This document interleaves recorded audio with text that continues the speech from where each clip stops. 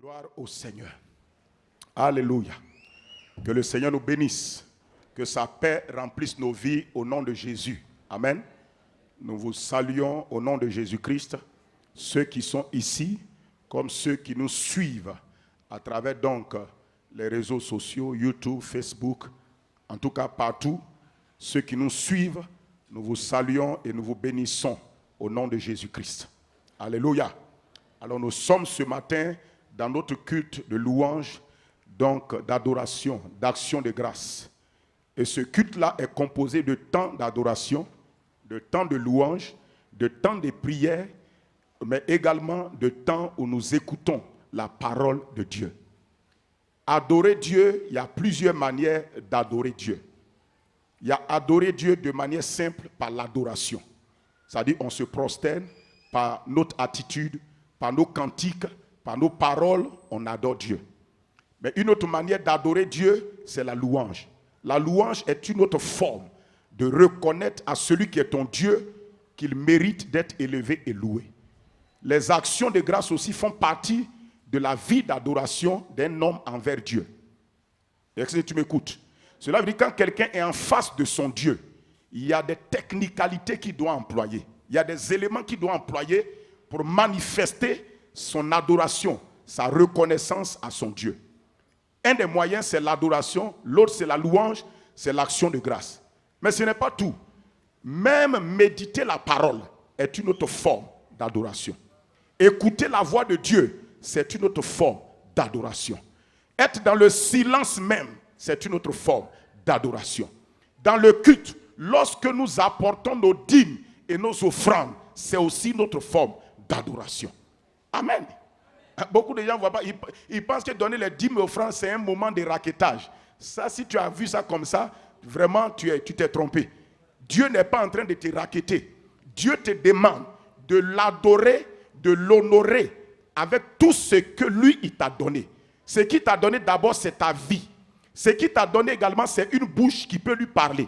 Ce qu'il t'a donné, c'est quoi? C'est ta capacité d'écouter sa parole et de méditer sa parole.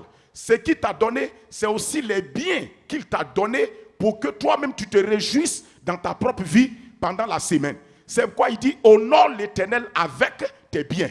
Adore l'Éternel avec tes biens. Donc tout ce que Dieu nous donne est un élément avec lequel on peut l'adorer. Tout ce que Dieu nous donne, c'est un élément qu'on peut prendre pour l'adorer. Tu peux prendre ton énergie pour l'adorer parce que c'est Dieu qui t'a donné. C'est pourquoi quand tu danses le Seigneur, tu es en train d'adorer Dieu avec l'énergie et ton corps qui t'a donné. Quand mon frère, ma soeur, tu prends ton temps pour adorer Dieu, tu es en train de donner ton temps à Dieu, c'est Dieu qui t'a donné le temps pour vivre. Alors tu prends une partie de ce temps et tu adores Dieu avec. Rien n'est inutile. Tout ce que Dieu a donné, on peut l'adorer avec. C'est pourquoi quand David a découvert ça, comme je vous ai dit tout à l'heure, David a dit que tout ce qui respire loue l'Éternel, adore l'Éternel, célèbre l'Éternel. Tout ce qui respire, c'est tout ce que Dieu a créé. Même Satan là et les démons, un jour, ils vont se prosterner et reconnaître définitivement que c'est Jésus qui est roi. Ils vont reconnaître que Dieu est Dieu. Ils vont se plier, l'adorer. Tout ce qui a été créé par Dieu, même si ça se rébelle contre Dieu, un jour, la chose là va venir s'incliner pour adorer Dieu. C'est pourquoi il n'y a rien qu'un homme peut se vanter. Il n'a qu'à se vanter. Le dommage dans la vie des êtres humains, c'est que quand Dieu les bénit, quand Dieu leur donne la respiration, ils arrivent avec leur respiration, leur énergie, leur force, aller acquérir de l'argent. Ils croient que c'est eux-mêmes qui se sont donné ça. Mais ils ne tracent pas pour aller voir que la source de la force qui leur donne d'avoir l'argent, c'est Dieu. La source de la respiration qui leur permet de respirer pour avoir l'argent, c'est Dieu. La source de tout ce qu'ils ont, de tout ce qu'ils peuvent faire, de même leur capacité d'ouvrir la bouche, de parler, c'est Dieu. C'est à cause de cela, un homme n'apprécie pas ce qu'il a jusqu'au jour où il perd ça. Jusqu'au jour où il est incapable de manifester ça. Je vais vous dire une chose. Naturellement, on a des pieds. Mais on ne voit pas que nos pieds là sont tellement importants. Et on ne remercie pas Dieu pour nos pieds. Le jour où tu n'arrives pas à marcher, c'est là que tu vois que tes pieds étaient si importants pour toi. c'est lorsque un homme vit des difficultés par rapport à sa bénédiction qu'il reconnaît que ce que Dieu lui avait donné là, c'est important. C'est pourquoi il y a des moments, prenez des temps d'arrêt. Remerciez Dieu pour votre esprit. Remerciez Dieu pour votre âme. Parce que sans une âme, tu n'as pas de personnalité. Sans un esprit, tu n'as pas de possibilité de connexion avec Dieu. Et sans ton esprit, tu n'as pas de possibilité de rencontrer Dieu. Remercie Dieu pour ton corps. Parce que sans ton corps, tu ne peux pas pratiquer ce que Dieu dit sur la terre. L'esprit reçoit les choses de Dieu. L'âme est consciente de ce que l'esprit a reçu, mais c'est à travers le corps qu'on pratique ça sur la terre. Donc sans corps, tu peux être esprit, mais tu n'as pas la possibilité de t'exprimer sur la terre. C'est pourquoi Dieu, avant de s'exprimer sur la terre, a besoin de ton corps. C'est pourquoi Dieu, avant de s'exprimer pour sauver l'humanité, il a eu besoin de former un corps à Jésus. Il a dit dans Hébreu, il dit, oh Dieu, tu n'as voulu ni sacrifice ni holocauste, mais tu as voulu que ta volonté s'accomplisse. Alors j'ai dit, oh Dieu, c'est Jésus qui parle au ciel. Il dit, voici, je viens pour accomplir ta volonté. Et pour qu'il puisse accomplir, je dis bien accomplir la volonté de Dieu sur la terre, il fallait qu'il ait un élément de la terre qui est un corps. C'est pourquoi il dit, oh Dieu, tu m'as formé un corps pour que à travers ce corps, j'exprime ta volonté sur la terre. C'est pourquoi je vais vous dire une chose, votre corps ne vous a pas été donné pour vous saper et pour vous habiller. Votre corps ne vous a pas été donné pour faire les manicures, les pédicures, les visages cures. Votre corps ne vous a pas été donné pour porter la dernière chaussure de la dernière mode. Non, votre corps a été en priorité donné par Dieu à vous, afin que ce que Dieu dit au ciel, veut au ciel, soit pratiqué sur la terre par votre corps. C'est pourquoi ton corps t'a été donné pour que tu rendes le Dieu invisible visible. C'est pourquoi Dieu interdit que tu dénatures ton corps par des produits bizarres qui te détruisent. C'est pourquoi Dieu interdit, il te dit que celui qui rendra le corps malade, celui qui va détruire le corps de Dieu, il dit, je te détruirai si tu détruis mon corps. C'est à cause de ça, quand le glorieux Saint-Esprit est venu, il n'a pas cherché un château pour habiter. Il n'a pas cherché une belle maison pour habiter. Il n'a pas cherché Cocody, Angers, Paris, et comment on appelle Suisse, Genève, tout. Il n'a pas cherché Floride. Tout ça, les beaux pays, les beaux endroits, les belles îles. Le plus merveilleux pays, la belle île que le Saint-Esprit vient habiter, c'est ton corps. 1 Corinthiens 6, verset 19, l'apôtre Paul dit, vous ne prenez pas conscience que votre corps est le temple du Saint-Esprit. Il est où ça? En vous. Et il est venu de Dieu. À cause de cela, vous ne vous appartenez point à vous-même. Mais il te dit la raison. Il dit la raison pour laquelle le Saint-Esprit est venu habiter dans ton corps, c'est pour que tu glorifies Dieu à travers ton esprit et ton corps qui lui appartient. Dis, je suis la propriété privée de Dieu. Si tu n'es pas convaincu, il ne faut pas le dire. Il faut le dire avec conviction. Je suis la propriété privée de Dieu. Parce que mon corps a été créé par Dieu. C'est Dieu qui a formé mon corps. Il a racheté mon âme. Il a racheté mon corps. Maintenant, je lui appartiens. Saint-Esprit, tu as le droit d'habiter en moi. Parce que j'ai été racheté par Dieu le Père à travers le sang de Jésus. C'est pourquoi tu as le droit d'habiter en moi. Saint-Esprit, dans mon corps, tu n'es pas en location. Tu es le propriétaire. Merci de me donner à travers mon corps de glorifier Dieu pendant ma vie sur la terre. Amen.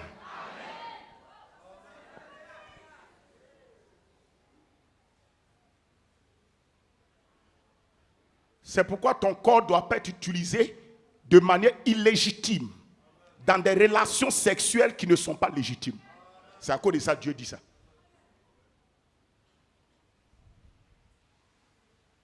Parce que quand tu utilises ton corps de manière illégitime, tu fatigues ton corps.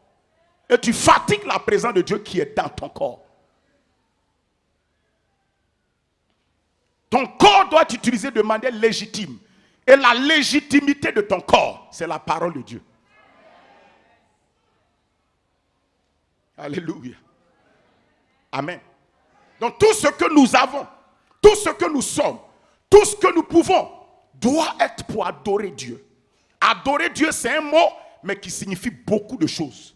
Dans adorer Dieu, il y a tout honneur, toute adoration, louange, vénération, reconnaissance que tu peux manifester à Dieu. C'est pourquoi Dieu t'a donné le corps. C'est pourquoi Dieu a besoin de ton corps. Il a dit à l'ânon, le Seigneur en a besoin. De même, il te dit, toi un être humain, le Seigneur en a besoin. Tout ce que Dieu a créé a été créé pour l'adorer. C'est le but premier. C'est le but premier. C'est pourquoi toutes les créatures doivent retourner au Créateur. Toutes les créatures doivent retourner au Créateur.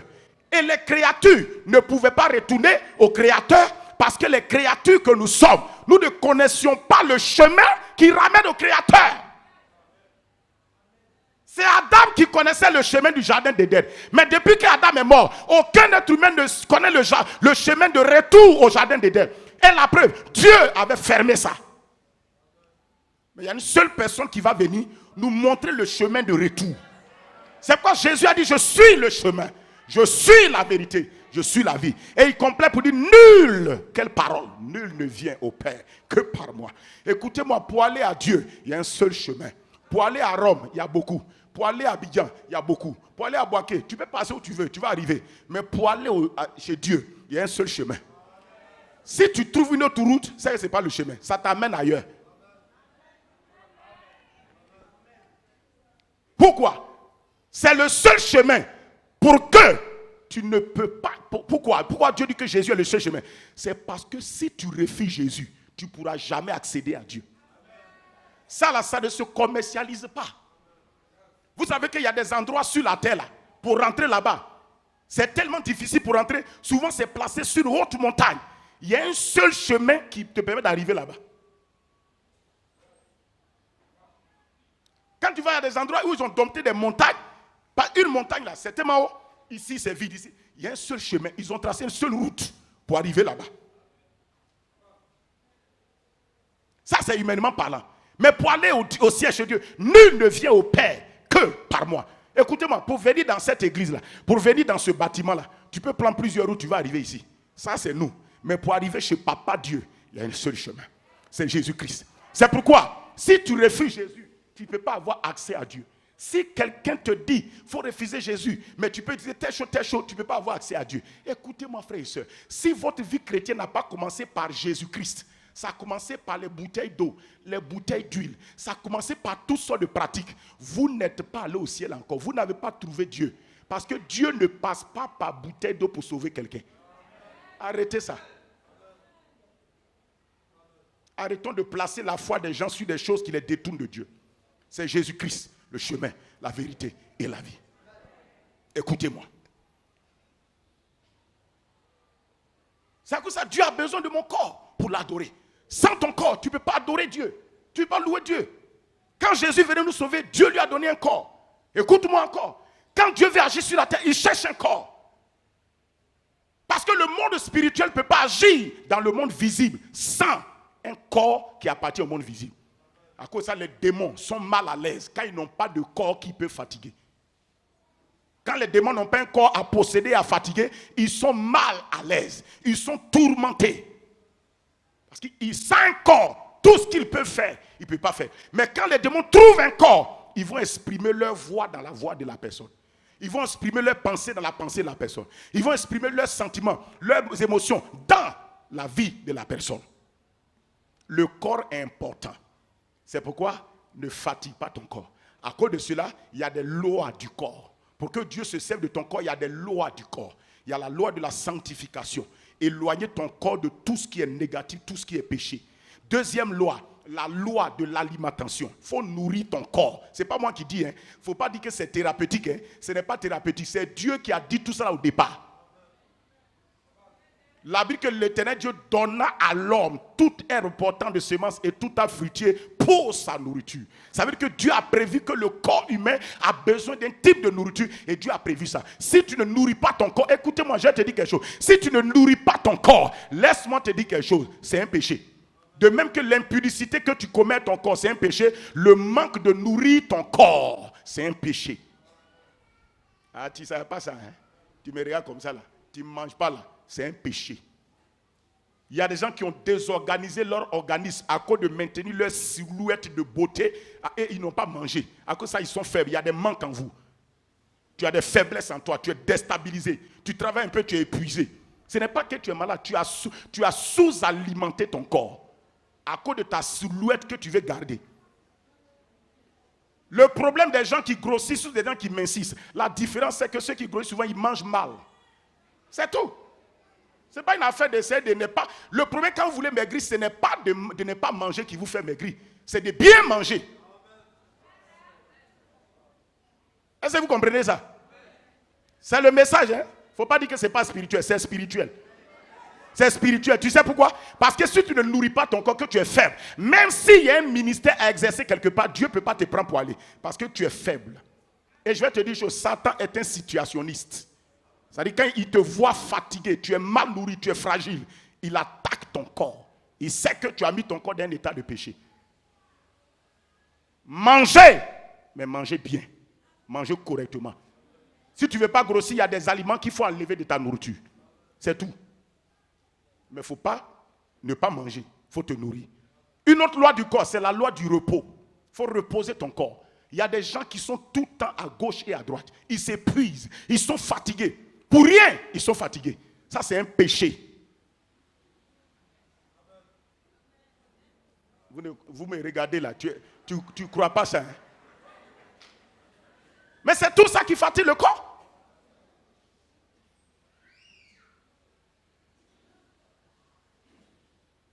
Il y a des gens, ils n'aiment pas rester tranquilles. Tout le temps, ils bougent à gauche, à droite. Et souvent, ils fatiguent les autres. Refusez que quelqu'un vous épuise votre énergie inutilement. Il faut savoir vous arrêter et puis refuser que quelqu'un épuise votre énergie. Ce que je suis en train de te dire là, ce n'est pas chose, hein? Je suis en train de te parler parce que tu mets ton corps dans le péché, mais tu ne sais pas. Épuiser son corps à outrance. Même Jésus, il allait se reposer. Pourquoi Jésus fuyait la foule? Parce qu'il fallait être seul et se reposer. Quand un homme est seul, son être se repose. Quand des gens sont trop présents, ils parlent, chacun explique ses problèmes, chacun dit ce qu'il pense. Tout ça là, vous ne savez pas que ça surcharge les nerfs. C'est pourquoi qu'un homme se retire, il est seul. Il a une sensation comme si une pression descend. C'est l'absence des hommes qui fait descendre la pression. Tu sais pourquoi? Parce que quand les hommes sont présents, leurs problèmes sont présents. Les esprits qui les fatiguent sont présents. Leurs paroles sont présentes. Leurs émotions sont présentes. Leur haine, leur rancune sont présentes. Tout ça, ça alourdit l'environnement. Et tu es chargé et surchargé. De même que naturellement, on dit, quand l'air est pollué par les gaz toxiques, ça fatigue l'organisme. De même, spirituellement, quand l'air est pollué spirituellement, ton corps est fatigué. Je vous ai dit, le spirituel influence le visible. Il ne faut pas jouer avec ça. Donc ta manière dont tu as géré ton corps là, c'est ça qui t'a fatigué aujourd'hui. Manger mal, tu ne te reposes pas. La loi du repos est importante. Il faut dormir, il faut reposer ton corps. Je n'ai pas dit de dormir jusqu'à être paresseux. Parce qu'il y a ce dormir là qui rend quelqu'un paresseux. Je n'ai pas de dormir pour reposer ton corps. Et puis lève-toi. Bakato Brasila, prie. Lève-toi, médite la parole. Lève-toi, vaque à tes occupations. Le dormir paresseux là, je ne veux pas ça. C'est le dormir reposant que je veux. C'est ce que Dieu nous conseille. Amen. Et troisième chose, c'est la loi de l'exercice, de l'activité. Un corps ne doit pas rester seulement en train de se reposer. Il doit apprendre à bouger. Là, ça c'est pour les paresseux. Ils n'aiment rien faire, ils sont assis. Ça fatigue aussi le corps. Un homme qui se repose trop, il se fatigue. Vous savez pourquoi? Parce qu'il quitte le repos, il rentre dans la paresse. Et son corps le fatigue. Alléluia. Amen. Alléluia. Amen. Tu sais pourquoi il te dit ça? Parce que ce matin, quand je priais, quand j'étais en train de méditer, Dieu m'a dit de vous dire. Le Seigneur m'a dit, dis à mon peuple que dans cette fin d'année, qu'ils arrêtent de bouger à gauche, à droite et de s'agiter inutilement. Mais qu'ils s'arrêtent et prennent du temps pour développer des temps de prière personnels avec moi. Si Dieu dit de faire ça, c'est que Dieu veut te dire quelque chose, veut te parler avant que tu ne rentres dans l'année qui arrive et dans la décennie qui arrive. Je te parle de la part du Seigneur. J'étais à genoux, j'ai prié au bord de mon lit quand le Seigneur m'a dit, dis ça. Qu'il faut que vous arrêtez de bouger. Que les gens arrêtent d'aller à gauche, à droite, de s'agiter. Ne laissez pas l'atmosphère de la fête vous fêter avant la fête. La véritable fête, c'est celle que tu passes avec le Seigneur. Pour savoir où est ton chemin, où est ta direction, où est-ce que tu t'en vas. C'est ça la vraie fête. Amen. Donc arrêtez de vous fatiguer inutilement. Restez calme. C'est le temps de t'asseoir. Il y a des gens, votre agenda comment on appelle ça? L'agenda de décembre, là, c'est déjà bourré d'activités. Et quand tu vas regarder, Dieu n'a rien dedans. Est-ce que tu as prévu veiller de prière toi seul dedans? Tu as prévu 3 jours de jeûne dedans? Hein? Est-ce que tu as prévu ça dedans? Tu n'as pas prévu, ça n'est pas dedans. Tout ce que tu as prévu le couturier dedans.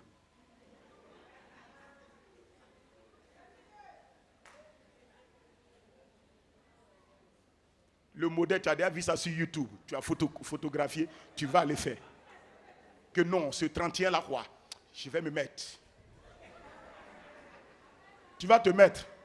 Ok. Il n'y a pas de problème. Non. Écoutez, frères et sœurs.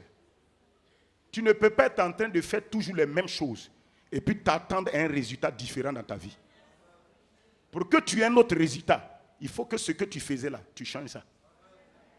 Parce que les mêmes causes produisent les mêmes effets. La même sémence donne la même moisson. C'est pourquoi Dieu dit on ne se moque pas de Dieu. Ce qu'un homme aura sémé, même s'il rit, il va moissonner.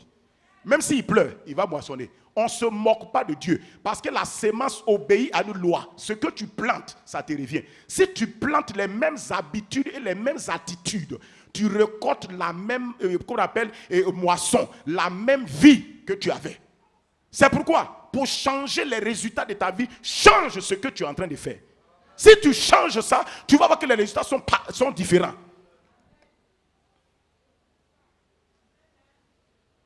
Je veux te dire que sois responsable pour toi-même ton avancement.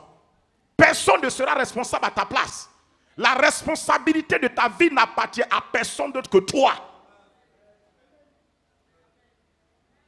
De sorte que quand tu seras devant Dieu, c'est toi, Dieu va appeler. Écoutez-moi, le jugement là, le jugement, Dieu ne va pas appeler quelqu'un à côté pour venir te défendre. Tu n'auras pas le temps de chercher quelqu'un pour venir te défendre. Pour dire, mais Dieu, si tu veux, il faut demander au pasteur là, ou bien à ma soeur là. Vraiment, elle peut témoigner. Dieu, hey. Avec les hommes, tu peux t'amuser à faire ces choses-là. Écoutez-moi, avec Dieu, tu n'as même pas besoin d'appeler quelqu'un. Tu es totalement responsable. Et Dieu te prend pour responsable. C'est comme ça, à ton jugement, tu seras seul. Même ta femme ne peut même pas s'approcher. La chose, chacun attend son tour.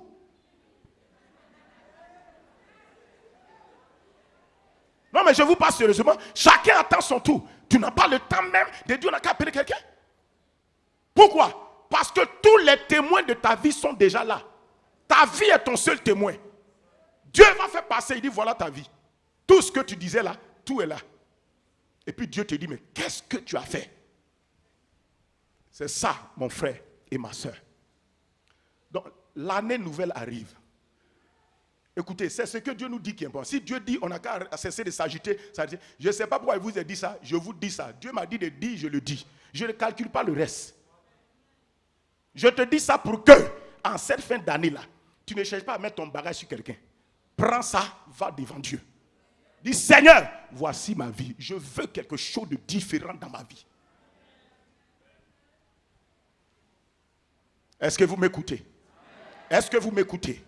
Est-ce que vous m'écoutez? Je suis sur la foi. On est dans le même esprit de la foi. Ce que je dis là, c'est la foi comme ça. Écoutez-moi, frères et sœurs. Donc, tout ce que Dieu me donne, je vais prendre ça pour l'adorer. Pourquoi? Parce que Dieu veut effectivement que l'être humain l'adore avec tout ce que Dieu nous a donné. Donc, c'est à nous d'utiliser ça pour servir Dieu. Et quand tu prends ce que Dieu t'a donné pour l'adorer, c'est une manière pour toi d'exprimer ta foi. Depuis un temps, on est en train de parler de la vie de l'esprit et de la vie par la foi. La vie de l'esprit est égale à la vie par la foi. Et Jean chapitre 4 au verset 24. Je vais vous montrer, tu as la foi. Deux éléments. Qu'est-ce que tu dois faire de la foi que tu possèdes? Qu'est-ce que tu dois faire? Le titre, c'est qu'est-ce que tu dois faire de la foi que tu as? Écoutez-moi très bien. Qu'est-ce que tu dois faire de la foi que tu as? Dis à ton voisin qui est là, qu'est-ce que tu dois faire de la foi que tu possèdes? La vie chrétienne est une vie par la foi.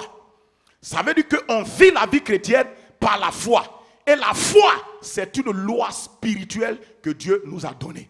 Allons-y, le passage. Jean chapitre 4 au verset 24. Le Seigneur Jésus fait une déclaration importante. Le Seigneur Jésus dit, Dieu est esprit. Et il faut que ceux qui l'adorent en esprit et en vérité. La parole est puissante. Elle te dit que Dieu est esprit. Si quelqu'un te dit que Dieu est chair, c'est que ce n'est pas Dieu. Dieu t'a déjà dit la vérité qui le concerne. Il dit, moi Dieu, je suis esprit. Est-ce que quelqu'un me suit? Il dit, moi Dieu, je suis esprit. C'est pourquoi, frères et sœurs, tous ceux qui taillent un bois, qui mettent dans leur champ, dans leur maison, et qui disent que c'est Dieu, ils adorent, c'est faux déjà. Parce que Dieu dit il est esprit. Donc il ne peut pas être le bois que tu as taillé là. Tous ceux qui prennent de l'eau et disent qu'eux ils adorent l'eau, ce n'est pas Dieu. C'est déjà une idolâtrie. Ce n'est pas Dieu, ce sont des idoles. Écoutez-moi, quand on adore le seul vrai Dieu, on l'appelle Dieu. Mais quand quelque chose d'autre que tu adores qui n'est pas Dieu, on appelle ça une idole. Dieu est celui qui n'a pas été créé par quelqu'un qui existe par lui-même, mais c'est celui aussi qui a créé toutes choses. Mais une idole, c'est toujours la fabrication d'un être humain. C'est la différence entre Dieu et l'idole. Dieu, c'est celui qui a créé toutes choses, qui existe par lui-même. Amen. L'origine originelle de toutes choses. Il n'a pas été créé, il existe par lui-même. Ça veut dire que sans toi, il existe et il vit. Il ne t'a pas créé, écoutez-moi, Dieu ne nous a pas créés pour le faire exister. Dieu nous a créés pour révéler son existence. Mais pas pour le faire exister. Parce que même sans toi, sans que Dieu t'ait créé, le gars existait déjà. Donc tu n'as pas été créé pour faire exister Dieu. Mais tu as été créé pour faire quoi? Pour révéler l'existence de Dieu. Dieu t'a créé pour qu'à travers toi, ceux qui n'ont jamais vu Dieu, voient Dieu. C'est pourquoi Jésus a dit à Philippe, celui qui m'a vu, a vu le Père. Je suis venu pour révéler l'existence du Père. Et tout ce que j'ai fait là, j'ai montré comment le Père fait, comment il parle, comment le Père aime, comment le Père pardonne, comment le Père guérit, comment le Père délivre, comment le Père chasse les démons. Je suis venu révéler comment le Père vit et il fait. Cela veut dire que si le Père était là à ma place, il aurait fait les mêmes choses devant les mêmes situations. Hey!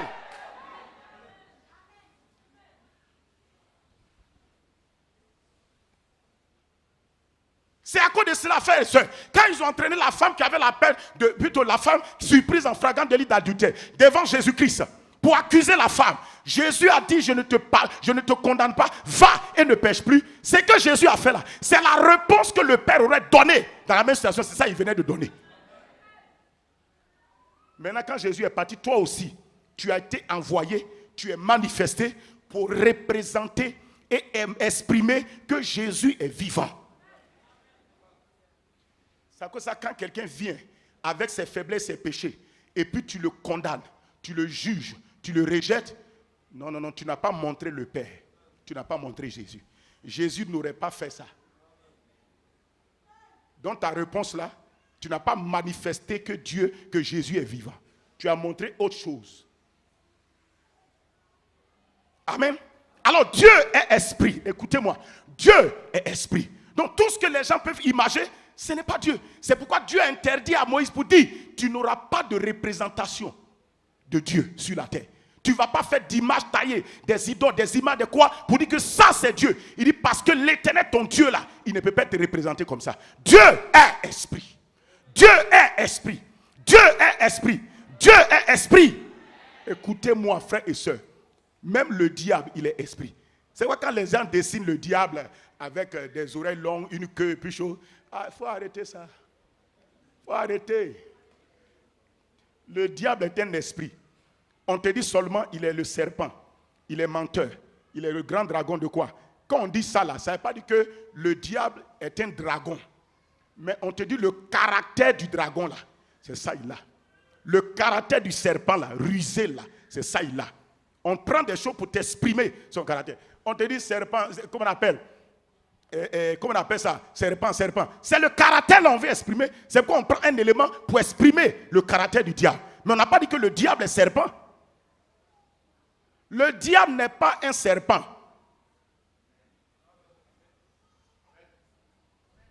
Mais le diable a le caractère du serpent. Tu veux que ça, tu vois dans la tête des gens. Qui t'a dit que le diable est un serpent? Les serpents sont des animaux que Dieu a créés. Mais le diable a profité du caractère du serpent pour séduire Adam et Ève. C'est la même chose que le diable peut utiliser un être humain pour manifester ses œuvres. Ce n'est pas l'homme là qui est le diable. Mais le diable le prend pour exprimer son caractère. Ou bien le diable exploite ce que Dieu a mis là pour manifester des choses. Écoute-moi très bien. Le diable n'est pas un serpent. Mais quand on l'appelle serpent dans la Bible, mon frère, c'est simplement à cause du caractère venimeux, empoisonneur du serpent qu'on prend pour signifier le diable. Même, il y a te dit quelque chose qui va te surprendre. Même toi-même, la Bible dit d'être comme un serpent. La Bible t'a dit ça. Jésus dit, soyez prudents comme des serpents. Il t'a dit, toi, il faut être prudent comme un serpent. Ça veut dire qu'il n'a pas dit d'être un serpent. Il te dit le caractère de prudence que le serpent a là. Tu dois avoir ça. Tu n'as pas vu un serpent avancer dans la brousse doucement. Il regarde, il lève sa tête, il l'observe. Il n'y a pas de danger ici, il n'y a pas ici, il n'y a pas ici, il n'y a pas ici. C'est pour dire aux chrétiens qui avancent dans la vie, wara, comme ça là. Il faut être prudent.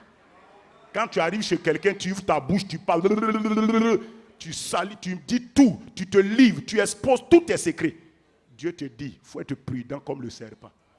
Le serpent, il regarde, il fait sa tête quoi? Il fait comme ça. Un serpent peut voir des êtres humains là, il ne va pas les piquer. Il sait que s'ils sont 3-4, s'ils s'avancent, ils peuvent le tuer. Il est prudent. Donc on te dit le caractère du serpent là. On dit sois prudent comme un serpent. Et puis sois simple comme une colombe. La colombe, elle est très belle. Tu sais pourquoi? À cause de sa simplicité. La vraie beauté est dans la simplicité. Les beautés compliquées là, c'est plus joli.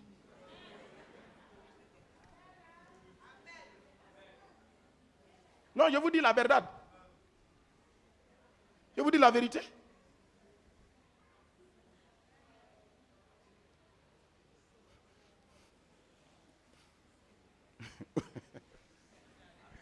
Alléluia.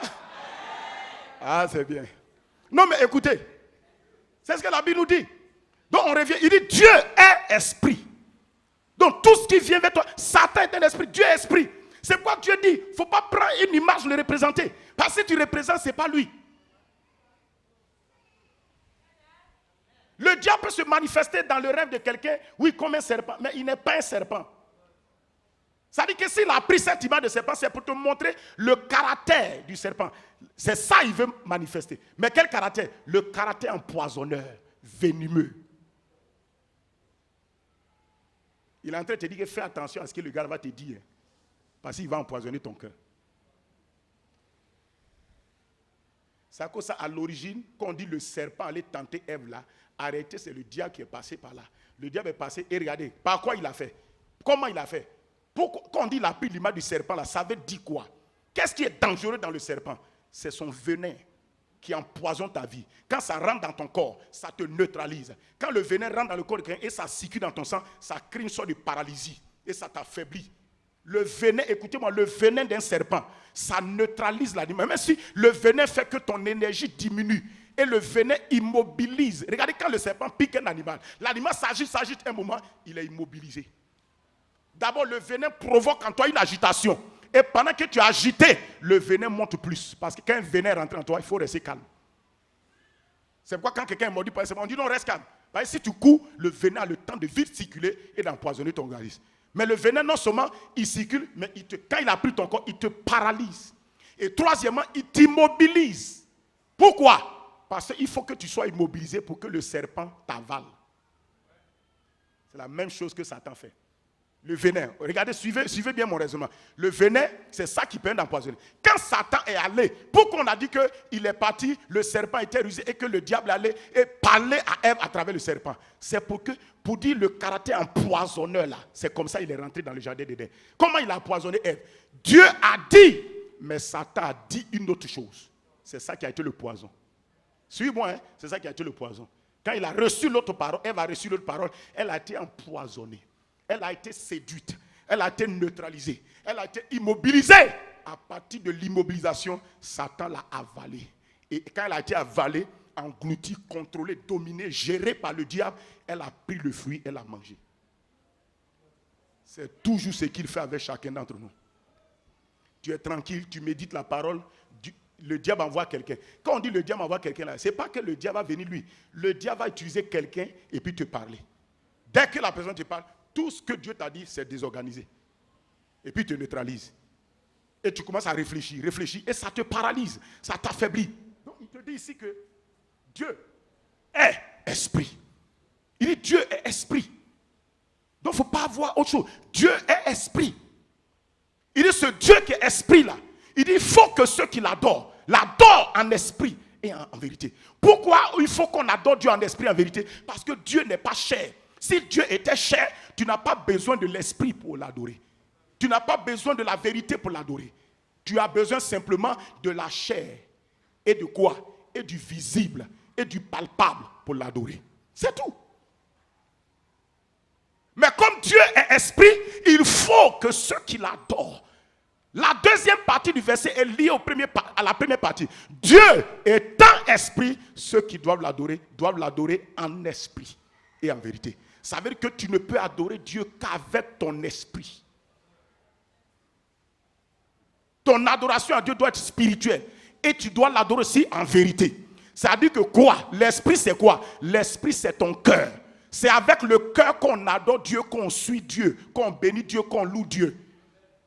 Tu sais pourquoi? Parce que Dieu est esprit. Et le mot en vérité là c'est quoi? En vérité là, les gens font débat dessus. En vérité là, ce n'est rien d'autre que la parole. C'est tout. Ça veut dire que Dieu, tu ne le vois pas, mais avec ton cœur, tu dois l'adorer. Et avec la vérité, tu dois l'adorer aussi en vérité. On va voir en vérité là ce que ça veut dire. Alors, comme Dieu est esprit, adorer Dieu en esprit et en vérité, c'est simplement adorer Dieu par la foi. C'est tout ce que ça veut dire. C'est adorer Dieu par la foi. C'est pourquoi il dit, or, Hébreux 11, verset 6, Hébreux 11, verset 6. Or, sans la foi, il est impossible d'être agréable à Dieu. Car il faut que celui qui s'approche de Dieu croit que Dieu existe et que Dieu est le rémunérateur de tous ceux qui le cherchent. Donc, adorer Dieu en esprit et en vérité, là, c'est adorer Dieu par la foi. Pourquoi? Parce que Dieu étant esprit, le seul moyen de l'adorer en esprit, c'est par la foi. Le seul moyen de l'adorer en vérité, c'est par la foi. Est-ce que vous m'écoutez?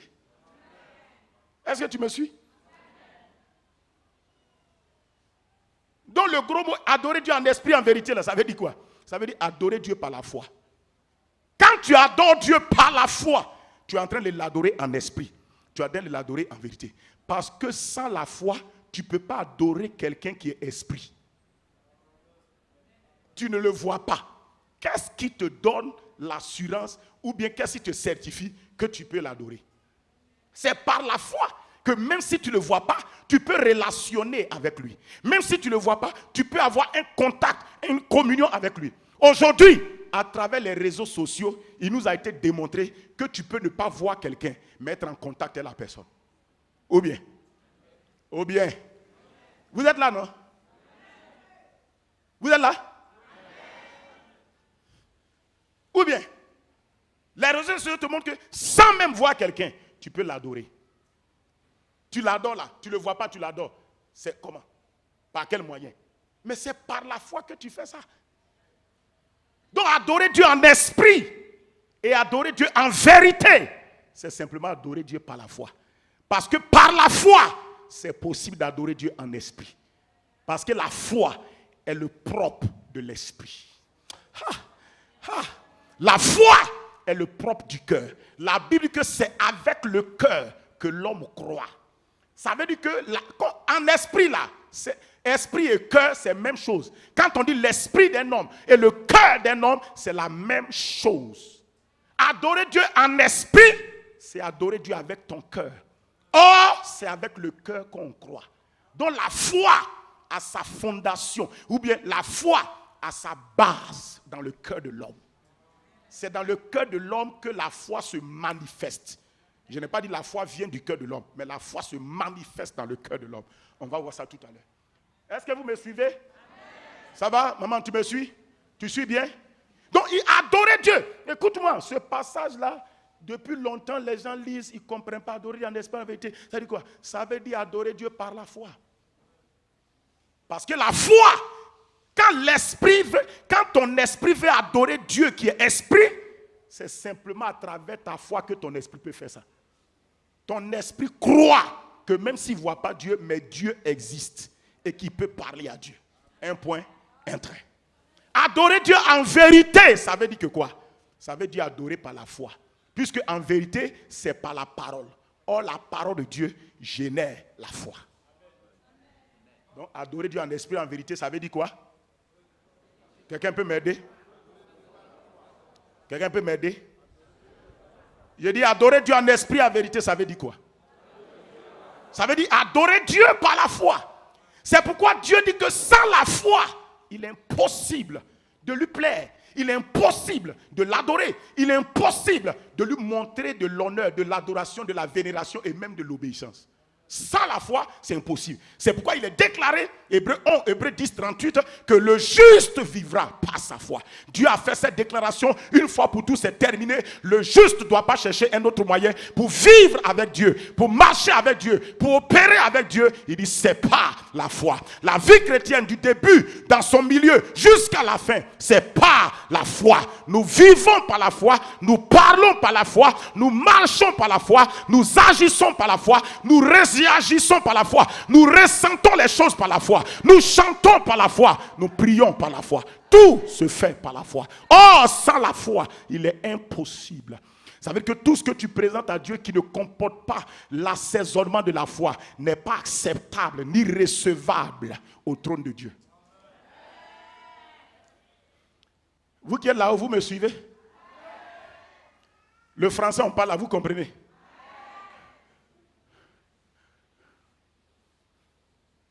C'est compris? Comprenez?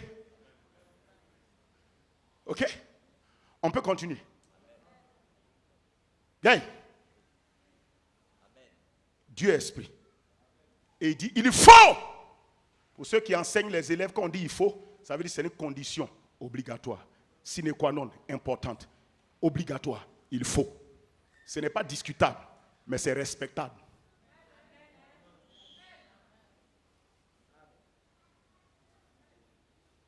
Or, sans la foi, il est impossible. Ça veut dire que la vie chrétienne n'est pas une vie d'effort, c'est une vie de foi. On n'a pas dit sans les efforts, mets ça de côté, on dit sans la foi. Parce que c'est la foi qui te permet d'adorer Dieu en esprit et en vérité. Parce que Dieu est esprit et tu dois l'adorer. Il n'y a que par la foi qu'on adore Dieu en esprit. Parce que c'est par la foi que mon cœur adore Dieu. Et puis c'est sur la base de la parole vérité que mon cœur aussi adore Dieu. Donc on adore Dieu par la foi. Alléluia.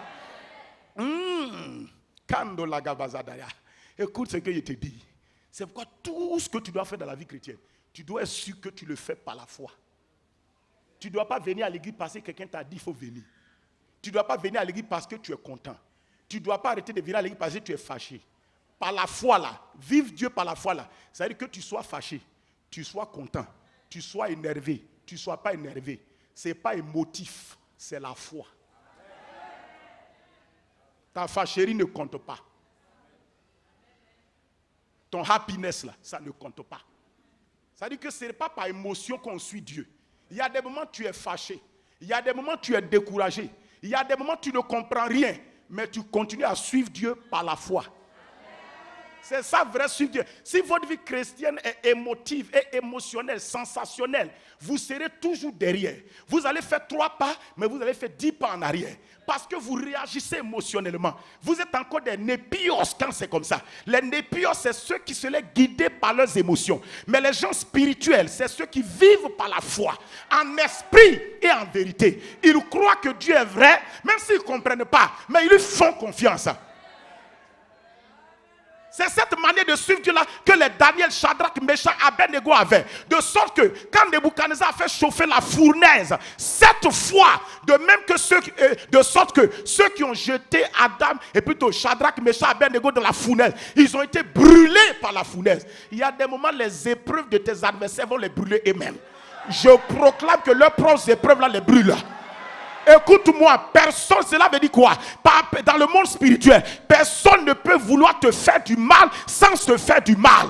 C'est ce que Dieu a dit à Abraham. Je maudirai celui qui te maudira. Celui qui dit il va te maudire, te faire du mal là. Il se fait du mal parce que la malédiction qu'il veut envoyer sur toi rétroagit sur sa personne. Il dit je bénirai celui qui te bénira. Cela veut dire quand vous voulez faire du bien aussi à quelqu'un, dans le monde spirituel, vous vous faites du bien. Alors dis à ton voisin, fais-moi du bien. Dis-lui ça avec foi. Dis-lui ça, dis-lui ça. Il y a des gens quand on dit de parler, ils pensent que c'est l'amusement. Il te dit une chose, tu ne veux pas parler les bonnes choses qu'on te dit de parler. Mais quand il s'agit de dire des choses qui te détruisent, tu es prêt à dire ça. Vous ne savez pas que tout homme est fabriqué par le genre de paroles qu'on a dit sur lui et par le genre de paroles que lui-même il s'est dit sur lui-même.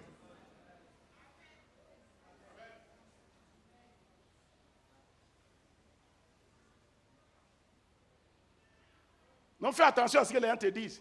Fais attention à ce que tu te dis. C'est cette foi-là qu'ils avaient. De sorte que quand ils ont chauffé la fournaise, on les a mis dedans. Shadrach, Meshach, Abednego. Ils voyaient quoi? Ils voyaient la fournaise. Ils sentaient la fournaise. Mais ils n'ont pas laissé leurs émotions les conduire. Ils ont dit, Nebuchadnezzar, vis à jamais. On te respecte parce que tu es une autorité. Mais une autorité, ça se respecte. Mais une autorité, on ne la copie pas. On respecte une autorité. On ne la copie pas. Parce que vous confondez l'autorité, c'est la position que la personne occupe. Mais la vie de la personne n'a rien à voir avec son autorité. On respecte l'autorité, mais on ne copie pas sa mauvaise vie. Donc il ne faut pas te dire que non, je ne pouvais pas faire autrement. Dis simplement au roi Nebuchadnezzar qui est devant toi là. Je parle à quelqu'un. Le Nebuchadnezzar qui est devant toi, dis, oh Nebuchadnezzar, vis à jamais. Vis, il faut vivre. Mais sache, on respecte ton autorité, mais sache, on a une autre connaissance qui est supérieure à ce que tu sais. Nous adorons le véritable Dieu. Il dit ta statue là, ta fournaise, ta statue là, on ne va pas adorer. Si c'est ta position, on la respecte. Mais si c'est ta vie, on est obligé de la rectifier. Ce que tu adores là n'est pas Dieu. Dieu est esprit. Ceux qui l'adorent, l'adorent en esprit et en vérité. Cette image-là, ce n'est pas Dieu. Donc on ne peut pas se prosterner. Il dit, on ne va pas adorer ta statue. La fournaise que tu veux nous jeter là, notre Dieu nous délivrera de cette fournaise. Et puis il dit, même si Dieu ne nous délivre pas, ça ne change pas notre foi le concernant. Parce que notre foi n'est pas émotionnelle. Notre foi n'est pas une foi basée sur ce qu'on voit, sur ce qu'on ressent, sur ce qu'on pense ou on ne pense pas. Notre foi est en esprit et en... Et la vérité n'est pas émotive. Écoutez-moi, c'est pourquoi Daniel a prophétisé que dans les derniers temps, ceux du peuple qui connaîtront leur Dieu agiront avec fermeté. C'est ce genre de connaissance-là. Et c'est ça qui attend les gens dans 2010, 2020, 2030 là. C'est ça qui attend le peuple de Dieu. la fermeté dans ta foi. Parce qu'il y a des choses qui vont s'intensifier. Il y a des choses qui vont se mobiliser davantage.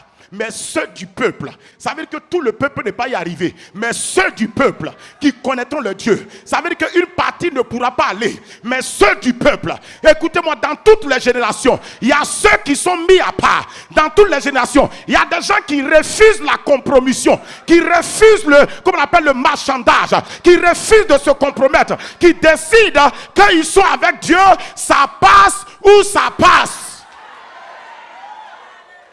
Moi, je ne dis pas ça casse ou ça passe, hein, ça passe ou ça passe.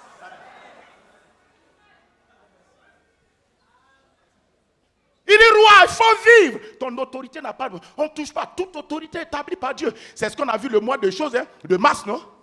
Toute autorité établie par Dieu. Mais sache, c'est pourquoi respectez les autorités, mais ne copiez pas leur vie. L'apôtre Paul est une autorité, mais il a dit aux gens, copiez-moi parce que je copie moi-même Jésus-Christ. Soyez mes imitateurs comme je le suis moi-même de Christ.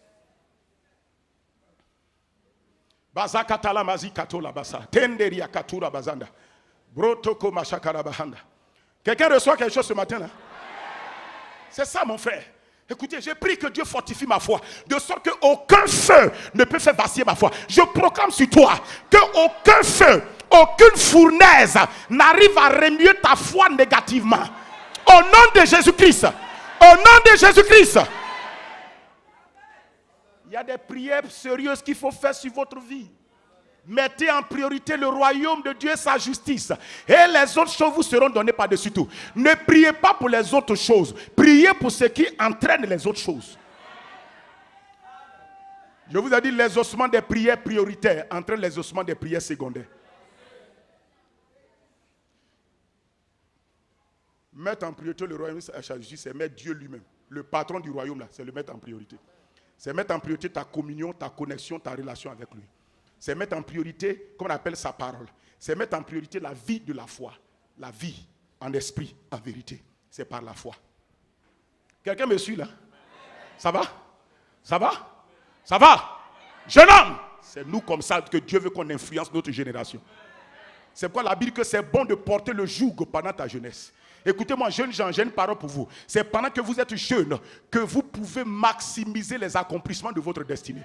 C'est pourquoi c'est pendant que tu es jeune qu'il faut faire tous les sacrifices possibles. Écoutez-moi, la jeunesse, c'est la dimension où tous les sacrifices pour atteindre ta destinée sont possibles. Et c'est en ce moment-là que pendant ta jeunesse, le diable te déstabilise. C'est pendant ta jeunesse que le diable te perd à gauche, à droite dans des inutilités.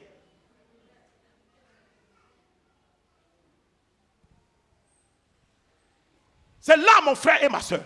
C'est là que tu dois permettre, comment on appelle, les choses de Dieu de s'installer en toi. C'est ça que Daniel, Shadrach, Meshach, Abednego avaient. Ils ont dit, roi, tu fais ce que tu veux.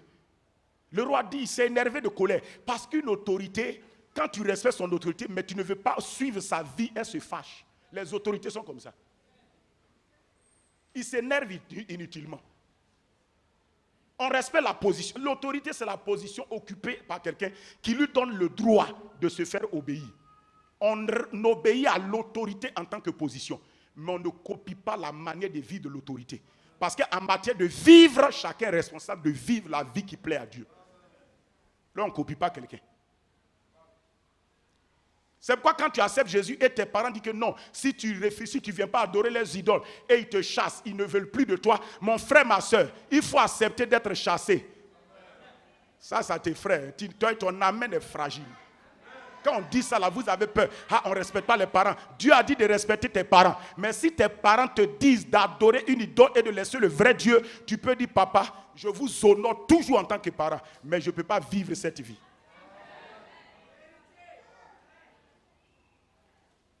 Il y a des gens, ils ont accepté Jésus en climatisé.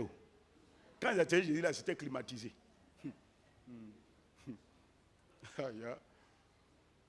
C'est ça. Tu as décidé de suivre Jésus, tu le suis. 1.13. Ça ne se discute pas. Il y a des choses, ce n'est pas commerciable. On ne peut pas se dire comment commercialiser ça. Vous m'entendez là? Comprenez? Écoutez-moi, c'est le pourcentage de votre décision qui autorise Dieu d'agir avec liberté dans votre vie. Je reprends. C'est le pourcentage de ta décision. qui autorise le Seigneur à agir à liberté dans ta vie. Cela veut dire quoi? Si tu as décidé 70% avec Christ, la liberté qu'il possède dans ta vie, c'est 70%.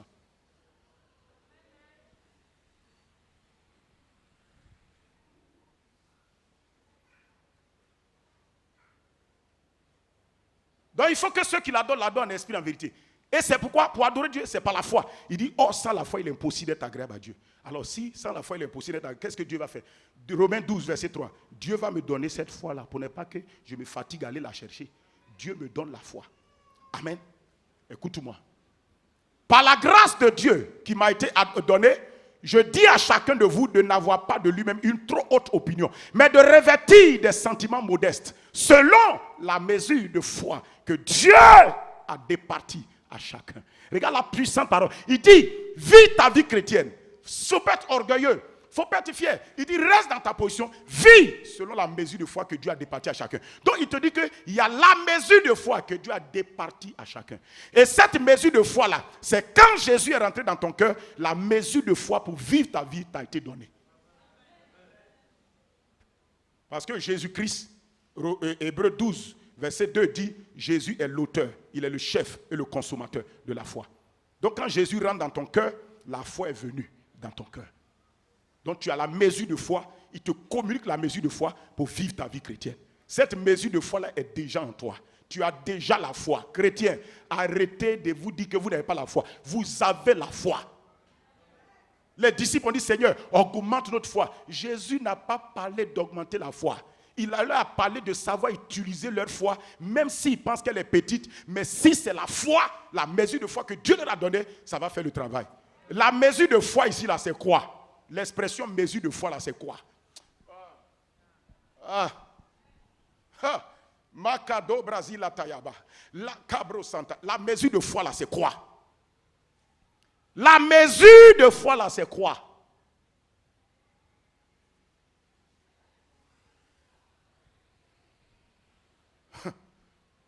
La mesure de foi, là, c'est quoi?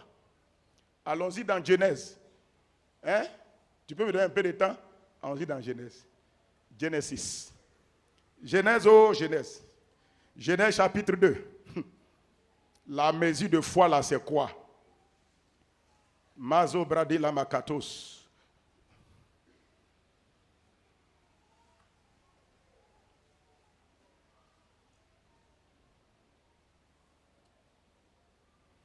Genèse chapitre 2, voici verset 4 plutôt. 4, 5.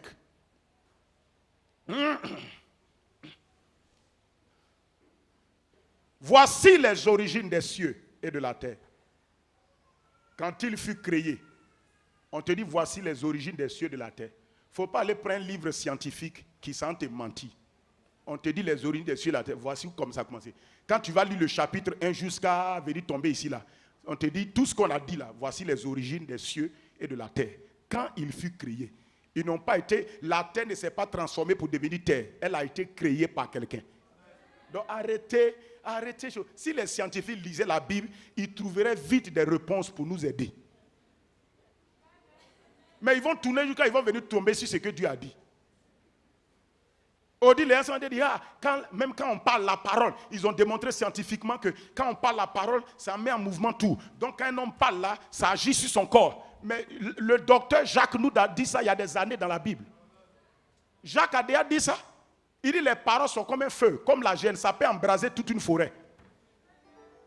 Il a déjà trouvé la réponse. Docteur Jacques nous a déjà donné. Le problème c'est que les chrétiens, vous-même, vous ne lisez pas la Bible.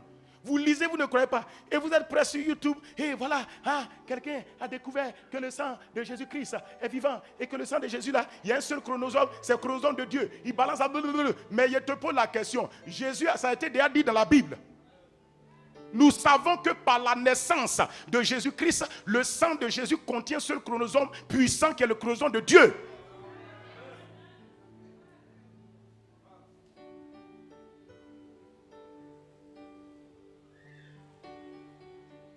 Le chromosome de Jésus, là, c'est divin. Tu ne peux pas tracer l'origine du Père de Jésus-Christ par un être humain sur la terre. Son papa est céleste. Mais la Bible a déjà dit ça. Vous n'avez pas besoin que quelqu'un ait fouillé caillou jusqu'à trouver quelque chose vous donner.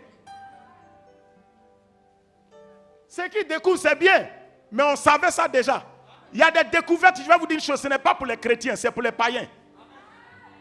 Ou bien, mon frère, il y a des découvertes là, c'est pour les païens, c'est pas pour nous. Ce qu'ils ont dit là, c'est pour toi. C'est pas pour toi, c'est pour les païens.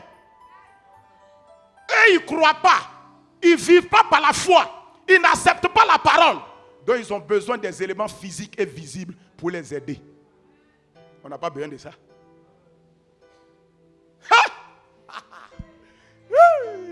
Jesus.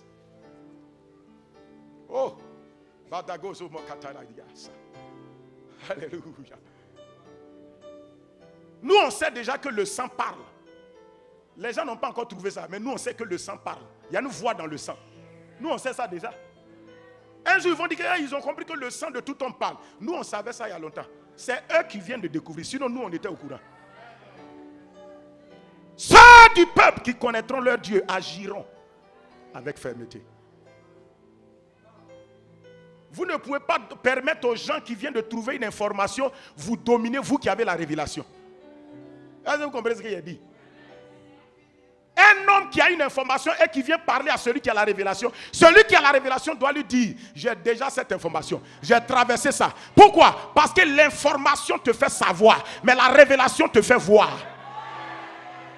Donc cela veut dire que celui qui a la révélation, il sait déjà, mais il est passé plus que savoir. Il est allé voir ce qu'il savait. Ah, dites Amen. Ça ne coûte pas cher, Amen. Donc tu ne veux pas permettre aux informés de venir parler aux révélationnistes.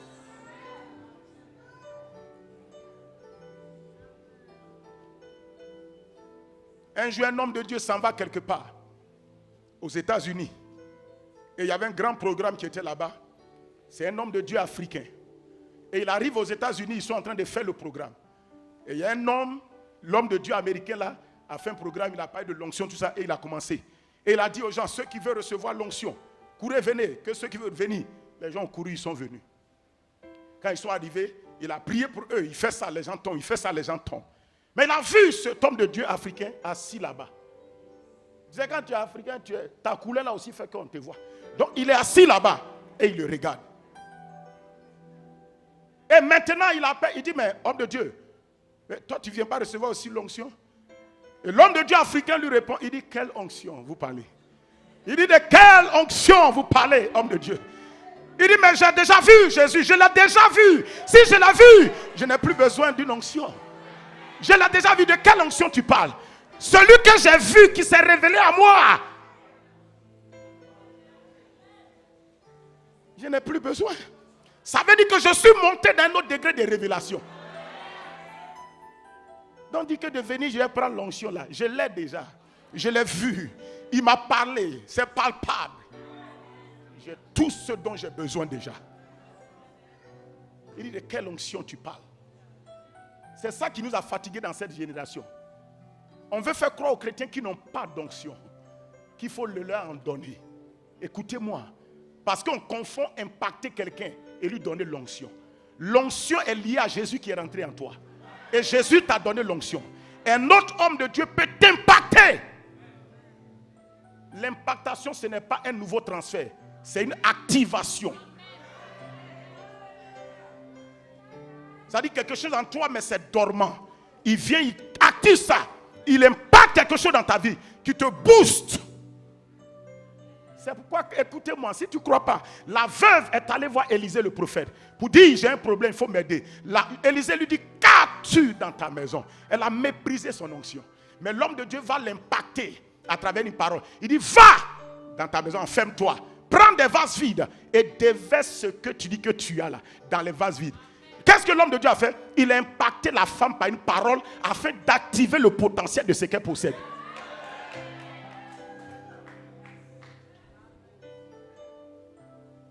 C'est ce désir de dire qu'on n'a pas l'onction, qu'on la cherche tellement, qu'on s'en va faire. Tout le monde nous impose les mains n'importe comment.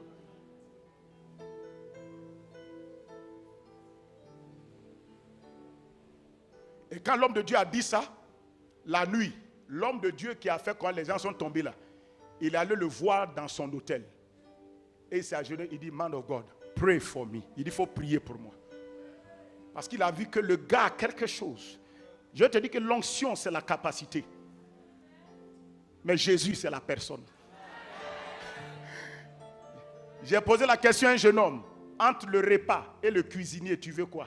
Le jeune homme m'a dit, je veux le repas. Il a dit, jeune homme, tu n'es pas sage. Je lui ai dit, jeune homme, tu n'es pas sage. Il me répond avec courage. Il dit, non, je veux le repas. Il a dit, mais pourquoi tu veux le repas? Il dit, parce que là, j'ai faim, je mange des choses. Il a dit, mais et après, si notre faim se réveille? Parce que les faims ne sont pas éternelles. Les rassasiements aussi ne sont pas éternels. Tu as faim, on te rassasie. Tu as encore faim, on te rassasie. À chaque niveau, il y a sa faim. À chaque jour suffit sa peine. Il a dit, mais tu as fait comment? Si chaque jour vient. Il dit, jeune homme, tu n'es pas sage. On prend toujours le cuisinier. Parce que tous les repas que tu désires sont dans le cuisinier.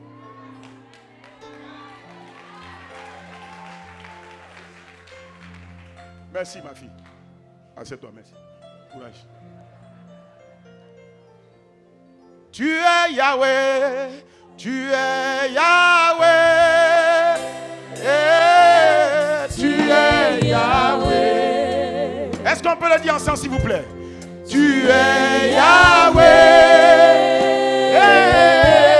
Tu es Yahweh. Tu es Yahweh. Alpha, Alpha et Omega. Tu es Yahweh. Tu es Yahweh. Alpha et Omega. Lèvons la main, disons tu es Yahweh. Tu es Yahweh. Tu es Yahweh. Tu es Yahweh. Tu es Yahweh. Tu es Yahweh. Tu es Yahweh. Yahweh. Oui, Alpha et Omega. Tu es Yahweh. Tu es Yahweh. Alpha et Omega. Disons tu es Jésus. Tu es Jésus. Tu es Jésus.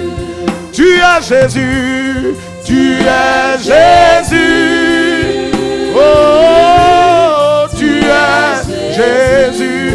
Tu es Jésus. Tu es Jésus. Alpha et Omega. Tu es Jésus. Tu es Jésus. Alpha et Omega. Assieds-toi s'il te plaît. Il y a une onction réelle ce qui est là ce matin. Il y a une onction qui se manifeste dans nos cœurs, dans nos corps, dans nos âmes. Écoute-moi. Je peux avoir le passage. Il dit, puisque Dieu dit, sans la foi il est impossible. Dieu dit,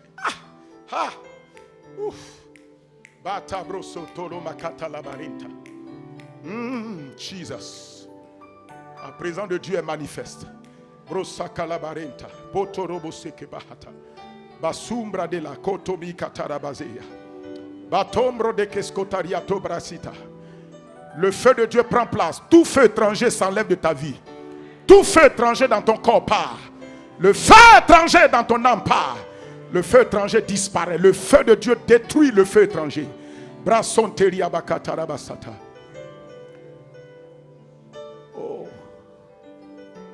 Oh, merci Seigneur. Alléluia. Merci Seigneur. Amen. Merci Seigneur. Merci Seigneur. Écoutez s'il vous plaît. On va aller rapidement pour terminer. Il faut que je finisse ça. Il dit, Dieu a départi la mesure de foi à chacun. On est d'accord? C'est là qu'on était. Je te dis la mesure de foi là c'est quoi? On va y arriver. On est dans Genèse, n'est-ce pas? Il dit, voici les origines des cieux et de la terre. Voici les origines des cieux et de la terre. Ramenez-moi le passage. Voici les origines des cieux et de la terre. Quand il fut créé, lorsque l'Éternel Dieu fit une terre et des cieux, regardez la phrase, la suite, aucun arbuste des champs n'était encore sur le sol, plutôt sur la terre. Et aucune herbe des champs ne germait encore. Pourquoi? Car l'Éternel Dieu n'avait pas fait pleuvoir sur la terre et il n'y avait point d'homme pour cultiver le sol. Quelle révélation, quelle parole chargée. Il te dit que Dieu a donné à chacun la mesure de foi. Indra, il te dit qu'il t'a donné la mesure de foi. La mesure de foi, c'est quoi? Pour te faire comprendre, on dit quand Dieu a créé les cieux et la terre, aucun arbuste n'était encore sur la terre. Aucune herbe des champs ne germait encore sur la terre. Amen. Amen. Écoute-moi, qu'est-ce que ça veut dire? Or, pourtant, quand on lit Genèse chapitre 1, à partir du verset 1 jusqu'à la fin, verset 28, on nous parle de la création des cieux et la terre. On dit l'Éternel Dieu a créé les arbres, il a créé les herbes des champs, tout. Et à la fin, on dit les choses furent ainsi. Il y a un soir, il y a un matin, Dieu a vu que tout ça là c'est bon. Donc cela veut dire que Dieu a déjà créé ça. Dieu a créé ça, mais pourtant, on te dit qu'il n'y avait aucun arbuste, aucune herbe qui était encore sur la terre et qui germait. Ça veut dire quoi? Alors je te pose la question, quand Dieu dit qu'il a créé là, c'est quoi il a créé? On ne voit rien, c'est quoi il a créé?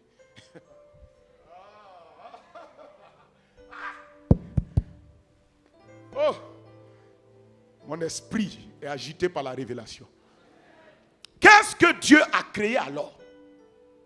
C'est ça que si tu comprends ça, tu vas comprendre le mystère de ce qu'on appelle la création. Et tu vas comprendre le mystère que quand Dieu dit il t'a donné quelque chose, tu as déjà ça là. Et puis tu doutes là.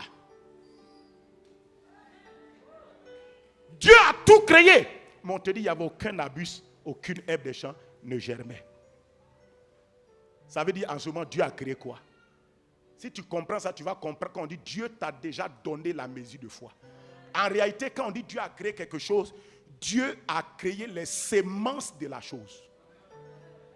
Toute la création, c'est d'abord les semences de la chose. Pourquoi? Parce que quand Dieu a parlé, Dieu a jeté les semences de la chose là, sur la terre. C'est pourquoi Jésus a dit quoi? Le royaume des cieux, c'est un homme qui sort, sème les semences. Et la sémence de Dieu, il explique, il dit c'est la parole de Dieu. Donc quand Dieu parle, il a mis les semences. Et les semences, écoutez-moi, le mystère de la sémence, je ne l'enseigne pas aujourd'hui, mais je te donne un aperçu. Le mystère de la sémence, c'est que la sémence représente toute la grandeur, le potentiel de la chose déjà. Je vais te dire une chose, si Dieu dit qu'il veut faire quelque chose dans ta vie, et il ne t'a pas encore remis la sémence de la chose, c'est qu'il ne t'a pas encore donné la chose. C'est à cause de ça, quand Dieu a dit Abraham, le père de la foi, il dit Abraham, tu ne sais plus Abraham, tu seras Abraham. Il dit tu es maintenant père de multitudes. Dès que Dieu a parlé, il a injecté la sémence à Abraham. Abraham pour Dieu était père de multitudes. C'est pourquoi il a dit à Abraham, appelle les choses qui ne sont pas comme si elles sont déjà. Quand Dieu te donne la sémence de quelque chose, il veut que tu appelles la chose qui n'est pas comme si ça est déjà. Est-ce que tu me suis s'il te plaît? Pendant que tu es en train de faire ça, tu sais ce que tu es en train de faire? On dit que quand Dieu a créé les arbres là, il n'y avait aucun arbuste qui était là. Pourtant, on dit que Dieu a créé. Le verset qu'on a lu quoi? Il dit ainsi fut créé les cieux et la terre. Dieu avait tout créé, mais pourquoi ça ne poussait pas? Pourquoi il n'y avait pas d'arbuste et il n'y avait pas d'herbe? Parce qu'en réalité, c'est qu'on ne voyait pas. Parce que c'est les semences là que Dieu avait jetées dans le sol. Dieu avait ensémencé le sol. Et c'est ce que Dieu fait aujourd'hui. Quand tu viens à l'église, le pasteur ensémence par le Saint-Esprit. Ta vie est des semences. Mais tu t'en vas, tu les méprises. Tu les rejettes. Tu penses que ce qu'on a dit là, ce n'est pas tellement extraordinaire. Écoute-moi, les semences ne sont pas des émotions. Ce sont des semences. On plante en toi. C'est à cause de ça, quand un homme a mis sa semence dans une femme, elle peut ne rien ressentir. Honnêtement, une femme enceinte là, quand on met semence dans ton ventre là, tu ne sens rien. C'est au bout de 3 mois, la sémence là commence à travailler. Tu commences à vomir. Tu es là, tu as des sensations bizarres. Je me sens bizarre comme ça. La sémence est en train de se manifester. Est-ce que vous comprenez ça? Est-ce que vous comprenez ça? C'est ça qui fait la parole de Dieu. C'est ça qui fait le mystère. C'est pourquoi. Oh Seigneur. Bon, je ne vais pas dévancer ce que je veux dire. Regardez, revenons. Restez concentrés s'il vous plaît. Les derniers virages sont importants. Quand tu fais un voyage, la fin là, les derniers moments avant d'arriver là, c'est très sérieux. Parce que tu peux croire que tu es arrivé et puis tu n'es plus vigilant. C'est là que le problème commence. Ok? Écoute-moi très bien. Il dit, les semences là étaient là. Donc quand Dieu crée quelque chose, je vais t'amener à une révélation. Quand Dieu crée quelque chose, c'est la semence qu'il te donne. Mais maintenant qu'il a donné la semence, tu es responsable de quelque chose. On dit, mais on ne voyait pas parce que Dieu n'avait pas encore fait pleuvoir. Cela veut dire que toute semence a besoin d'une pluie. Deuxièmement, on dit, il n'y avait point d'homme pour cultiver le sol. Ça veut dire toute sémence, pour qu'elle produise ce qui est dit dans la sémence là, a besoin d'un instrument, d'un homme. L'homme qui va cultiver la sémence de ce que Dieu t'a dit, c'est toi. C'est toi d'abord. Donc pour que tout ce que Dieu te dit pousse, produit, se manifeste, il y a deux choses. Elle a besoin d'une pluie, elle a besoin d'un homme pour cultiver. Ton rôle en tant qu'homme, c'est de cultiver ce qu'on a mis en toi. C'est de cultiver ce qu'on a mis en toi. C'est pourquoi une femme est obligée d'entretenir la grossesse jusqu'à ce que le bébé là soit formé et qu'il naisse. Elle est responsable de ça. Personne ne va faire ça. Deuxièmement, elle est responsable de faire pleuvoir, d'arroser le bébé. Comment? Lorsqu'elle mange, lorsqu'elle boit de l'eau, lorsqu'elle mange, elle boit de l'eau, elle est en train de nourrir, elle est en train d'arroser le bébé, le nourrir, l'arroser. C'est avec ça qu'il va grandir et il va sortir un être humain. Toi, un être humain comme ça, ma soeur là, tu étais bébé dans le ventre de ta maman. Pourtant, aujourd'hui, regarde comment tu es. Ça veut dire que, regardez, lève-toi, Jean-Louis. Regardez ce type-là. Il était un bébé comme ça. Dans le ventre de sa maman, est-ce qu'il était comme ça? Pourquoi? Parce que Dieu peut pas... Dieu peut pas faire rentrer lui là, dans le ventre de sa maman comme ça. Sinon, il va détruire le corps de sa maman. Parce qu'à ce stade-là, elle ne peut pas le supporter et le porter. Ça veut dire que quand Dieu donne la sémence de la chose, c'est la chose, hein? C'est la chose elle-même. Mais il a... Pardon, attends.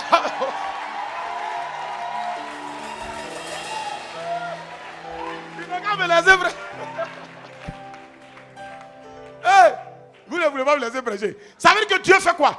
Dieu, en fait, il amène la chose au niveau où tu peux la porter et la supporter. La sémence, c'est le mystère où Dieu réduit la chose au niveau où tu peux porter, tu peux supporter. Mais maintenant, il te dit, maintenant que je t'ai donné au niveau où tu peux porter, supporter, maintenant fais pleuvoir dessus. Et puis cultive ça. Fais pleuvoir, il ne faut pas douter. Ça va sortir. Ce qu'il y a mis en toi là, ça va sortir. Ma soeur, ça va sortir. Je dis, ça va sortir. Le don qui est en toi là va sortir. L'onction qui est en toi là va sortir. Le mariage qui est en toi là va sortir. Le ministère qui est en toi là va sortir. L'onction qui est en toi là va sortir. La révélation qui est en toi là va sortir. La guérison qui est en toi là va sortir. Le feu qui est en toi là va sortir. La prospérité qui est en toi là va sortir. C'est une sémence. Mais il faut arroser ça. Il faut cultiver ça. Il faut faire pleuvoir dessus. Et tu vas voir, ça va sortir. L'apôtre Paul dit que j'ai planté. Mais Apollos a arrosé. Et puis Dieu a fait croître. Il y a quelqu'un qui a planté. Il y a quelqu'un qui a arrosé. L'autre a cultivé. Et ça fait croître. C'est ça. Donc on a besoin des planteurs. On a besoin des arroseurs. On a besoin de ceux aussi qui vont cultiver ça, des cultivateurs. Et puis Dieu fait sa part. Dieu fait croître. Regardez, vous avez remarqué que le mystère de la croissance appartient à Dieu seul. Mais la responsabilité de faire pleuvoir, d'arroser et de cultiver appartient à l'homme. Écoute-moi, personne ne peut mieux arroser dans ta vie que ce que Dieu t'a donné. Personne ne peut arroser ça que toi-même. C'est toi seul qui peux bien arroser ce que Dieu t'a donné. Frères et sœurs, ce matin, Dieu est en train d'enlever les petits vers qui nous empêchent de progresser là. Ce matin, Dieu est en train de détruire le feu étranger qui t'a bloqué. Je dis, ce que Dieu a mis en toi comme sémence là, c'est tellement réel, c'est tellement puissant, c'est tellement véritable. Je ne te blague pas, ma soeur. C'est réel, c'est réel. C'est réel. C'est à cause de ça, Satan nous pousse à douter de ce qu'on a. Je vais vous dire une chose. Ce que tu as, c'est toujours la sémence de ce que tu dois être. Quand Dieu te donne une destinée, la destinée est grande. Mais quand tu viens sur la terre, tu viens avec la semence de la destinée. Et la semence doit passer par un processus. Un processus de pluie. Un processus d'arrosage. Un processus de culture. On doit entretenir, cultiver ça. C'est à cause de ça que Dieu te donne des parents qui doivent avoir la sagesse de Dieu d'entretenir. Dieu te donne des leaders, des mentors, des pères spirituels pour entretenir ça. Écoutez-moi, quand Dieu a élevé Joseph, Saint-Esprit, quand Dieu a élevé Joseph, ce que Dieu a fait dans la vie de Joseph, ce n'est pas Dieu. Écoutez, le rêve de Joseph là, c'était quoi? Le rêve de Joseph, c'était la sémence de sa grandeur. Les rêves que tu vois là, c'est la sémence de ta grandeur. Mais ce n'est pas ça qui a fait que la grandeur la sort. C'est ce que tu vas faire dans le chemin. Joseph devait cultiver, arroser, entretenir. Alors qu'est-ce que Joseph a fait? Joseph a entretenu ça. Il a commencé à chose. Merci. Il a commencé comment on appelle, à prendre ça au sérieux, à déclarer ça. Et il est passé par le puits. Écoutez-moi, le puits n'est pas fait pour tuer la sémence qui est en toi. Parce que pour qu'une sémence qui a été plantée dans la terre pousse, il faut que le sol soit rempli de toutes sortes d'éléments. Tu n'as pas vu que les sémences poussent au milieu des environnements où il y a plein de fumier, des trucs qu'on dit ça sent, c'est pourri là. C'est là-bas que ça sort. Tu n'as pas vu ça? Et puis mangue, écoutez-moi, mangue qui pousse dans un sol simple, propre là. Et puis mangue qui pousse au milieu de la boue, de la saleté là. Mangue qui pousse au milieu de la saleté là, c'est doux. C'est gros. Écoutez, quand on était venu dans cette église, dans la cour ici, sur le terrain là, il y avait un gros avocatier de ce côté. L'avocatier là, il était planté là. L'eau pourrie, l'eau des WC, l'eau qu'on appelle des assiettes qu'on lave là. Les gens versaient dessus. On attrapait, nous avons dit, mais ça sent. Mais quand tu regardes, ça arrosait l'avocatier. Mon frère, ma soeur, ça arrosait. Il y avait la bonne eau, il y avait des eaux bizarres. Tout ça là, ça arrosait. Mais les avocats qui sont sortis de ça là, un jour après le culte, Dieu m'a dit, ne touchez pas l'avocatier, mettez tout ce que chacun n'a qu'à prendre une portion. On a mis ça ici, ceux qui sont là, ils se souviennent. Mais c'est gros, on dirait des papayes. C'était bien gros comme ça. Il y a un frère qui dit, il a pris un saumon, lui et sa famille, ils sont 4 dans la famille. Ils ont eux tous mangé l'avocat là. Ils ont été rassasiés. Ouais, c'était gros. Donc, dans ta vie, Dieu va t'arroser avec la parole. Mais il va t'arroser avec des circonstances que tu ne comprends pas. Il va t'arroser avec des circonstances qu'on appelle le puits. Le puits n'est pas fait pour te faire plaisir. Le puits là, c'est quoi? C'est le puits des incompréhensions. Le puits des jalousies. Le puits où tu ne comprends pas les autres et les autres ne te comprennent pas. C'est ce puits là. Et puis on nage pas dans un puits, hein? On te jette dans un puits. Tu as l'impression que tout le monde t'a abandonné. C'est ça ton puits. Oh. Deuxième élément. Oh. Après ça, le puits, c'est la maison de Potiphar. Tout ça, ça fait partie pour arroser la sémence. La maison de Potiphar, c'était l'opportunité pour lui donner de commencer à exercer sa foi dans le potentiel de chefferie qui est en lui. Quand il allait chez Potiphar, il a commencé à exercer. Ça, c'est le terrain d'exercice. Le terrain d'exercice, mais en même temps le terrain de la tentation. Parce que quand tu exerces ce qui est en toi, les grâces se manifestent. Mais c'est dans les grâces que tu vas avoir des tentations. Après, pour écouter, il s'en va, on le met en prison. Écoute-moi, c'est là-bas où Joseph va apprendre quoi? Il va dans la prison, étant dans cette prison-là, Joseph va commencer à apprendre. Écoute-moi, le don qui est en lui, il va commencer à manifester les dons spirituels. C'est dans la prison, vous allez voir que les dons de Joseph ont commencé à se manifester. Pourquoi? Parce que chez Potiphar, il n'y avait pas des esclaves. Les dons se manifestent là où il y a des gens qui ont besoin d'être délivrés. C'est pourquoi c'est dans le terrain de l'évangélisation que tes dons sortent. Parce que là où il y a des besoins, les dons se manifestent. C'est là-bas qu'il va apprendre à bénir les autres et à s'attendre à Dieu, même si les gens ne lui sont pas reconnaissants. Écoutez-moi, c'est là-bas que tu vas apprendre à servir les autres avec ton don, même s'ils ne t'aiment pas. Tu les sers avec. C'est ça la prison. Joseph va apprendre tout ça. Alléluia. Mais revenons. Il dit donc aucun abus n'était là. Qu'est-ce que Dieu avait créé alors? Ce que Dieu avait créé, c'est la semence. Donc quand on revient dans Romains 12, verset 3, on dit Dieu a départi la mesure de foi à chacun. En réalité, la mesure de foi, c'est quoi? C'est la sémence de la foi qu'il a plantée en chacun d'entre nous. Tout chrétien possède en lui la sémence de la foi. Mais, qu'est-ce que tu dois faire avec cette foi sémence que tu possèdes? La foi sémence que tu as, ma soeur, mon frère, tu dois faire quoi avec ça? Tu dois faire quoi avec ça? Il y a 2 choses que tu dois faire avec ta foi. Tu dois nourrir ta foi et tu dois utiliser ta foi, l'exercer. Pour nourrir la foi, premièrement, pour nourrir la foi, il faut nourrir ta foi. Pour nourrir ta foi, dans Josué 1, verset 8. Il dit que ce livre de la loi ne s'éloigne point de ta bouche.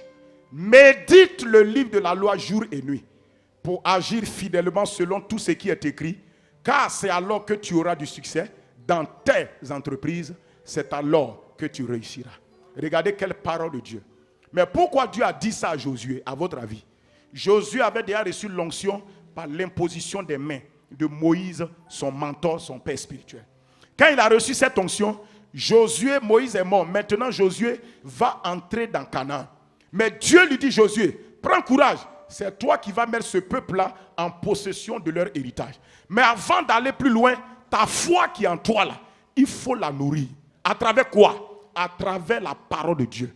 Et Dieu dit, Josué, le moyen par lequel on nourrit sa foi, puisque la foi est une sémence qui est en toi. On est d'accord pour ça, hein? Je t'ai déjà démontré que la foi, qui est la mesure de foi que Dieu t'a donnée, c'est la semence de la foi. Tout chrétien a reçu le dépôt de la sémence de la foi en lui déjà, lorsque Jésus est venu dans son cœur. Mais qu'est-ce qu'il doit faire? Il doit nourrir cette foi. Et Dieu dit à Josué, pour nourrir la foi, il faut nourrir la foi par la parole de Dieu.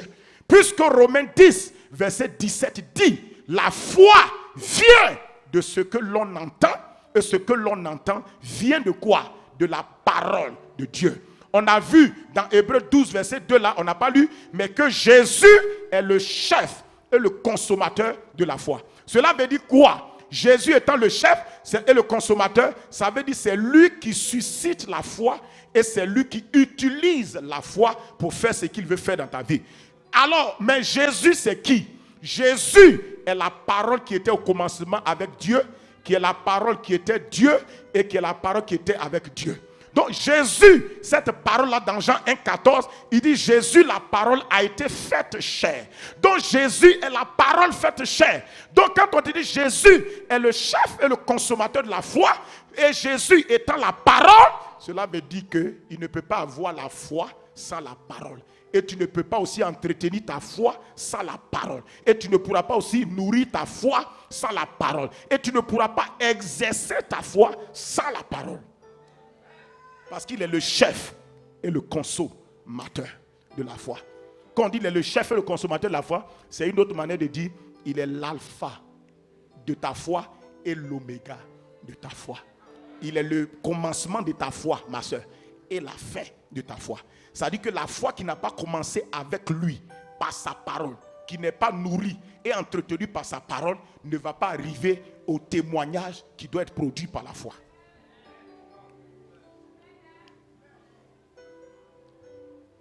Mais cela veut dire aussi, spirituellement, cela veut dire que quoi?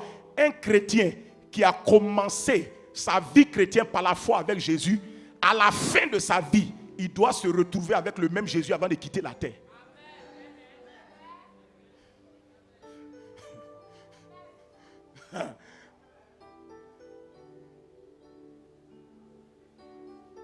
C'est pourquoi il y a des gens qui commencent avec Jésus, mais à la fin, Jésus n'est pas l'oméga de leur foi.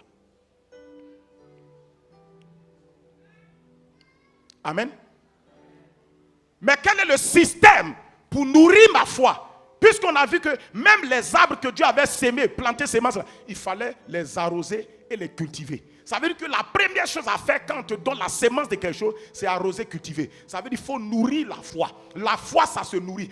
Un chrétien qui ne nourrit pas sa foi, il ne pourra pas exercer sa foi efficacement. Et pour nourrir ta foi, tu ne dois pas nourrir ta foi avec n'importe quoi. Parce que la foi vient de Jésus et la foi est nourrie par Jésus, la parole. Écoutez-moi, frères et sœurs, s'il vous plaît, je demande votre attention un peu.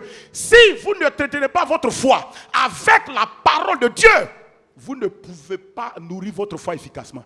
La foi s'entretient avec la parole de Dieu. C'est avec la parole de Dieu qu'un homme entretient sa foi. La Bible dit que la foi vient de ce qu'on entend. Ma soeur, mon frère. Et il dit ce qu'on entend vient de quoi? La parole de Dieu. Cela veut dire quoi, frères et sœurs? Si vous voulez nourrir votre foi, vous ne pouvez pas aller écouter n'importe quelle parole et puis dire que je nourris ma foi. Il y a des paroles qui détruisent la foi. Il y a des cantiques qui détruisent la foi. Il y a des conversations qui détruisent la foi. Il y a des relations qui détruisent la foi. Beaucoup d'entre vous, vous avez bien commencé. Mais vous êtes associés à des gens qui parlent mal de Dieu, mal des pasteurs, mal des prédications. Des gens qui ont fini de prêcher, ils s'asseyent à côté et ils critiquent le message du début à la fin. Qui t'a dit que tu as été là, tu es ici pour faire étude de test, méthodologie ou bien quoi, compréhension de test ou dissertation du message du pasteur? Tu n'es pas là pour ça. Éloigne-toi. L'apôtre Paul dit, éloigne-toi de ces hommes-là. Écoutez-moi, si vous voulez vivre et survivre, vous devez faire des choix.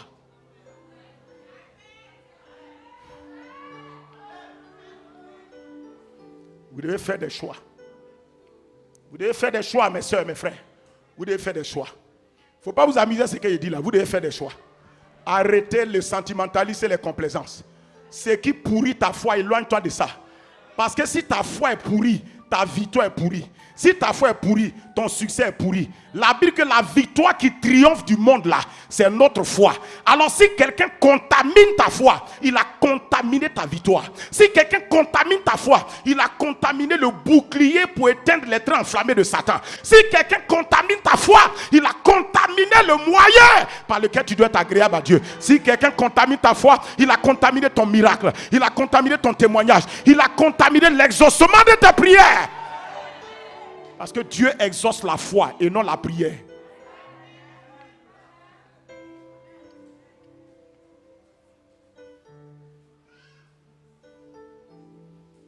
Est-ce que vous me comprenez? Comprenez.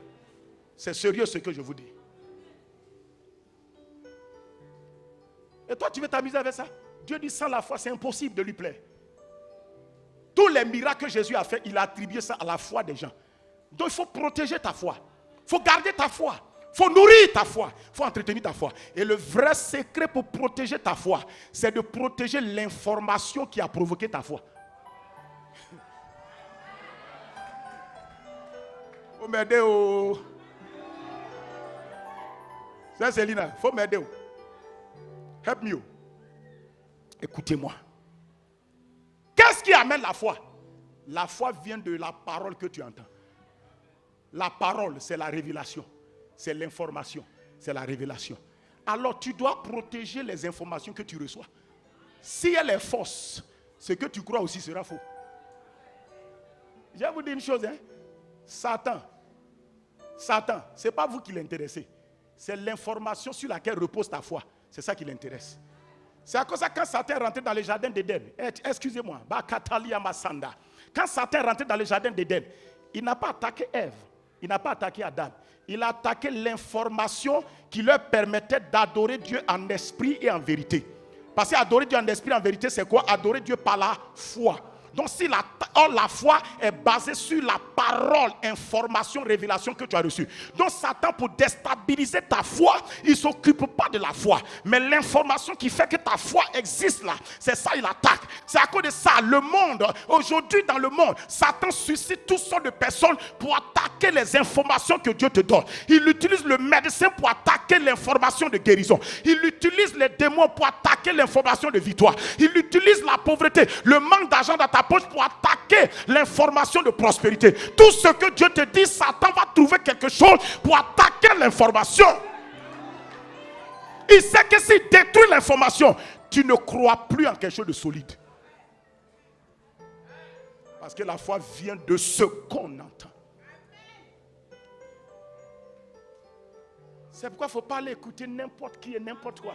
Je suis désolé de te le dire. Je ne suis pas en train de combattre quelqu'un. Mais je suis stratège et je suis un homme systémique. Dans le système, si tu sais que c'est ça là qui amène ça, tu dois protéger ça là qui amène ça.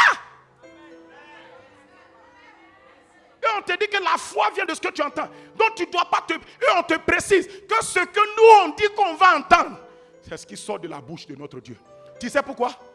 Parce que ce que notre Dieu dit est la vérité.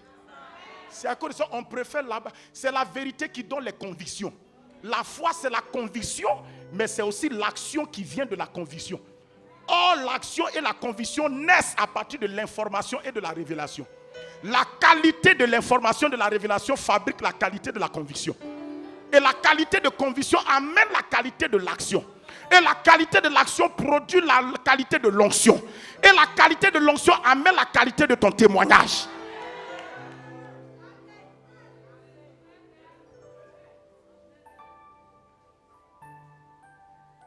Protège les informations.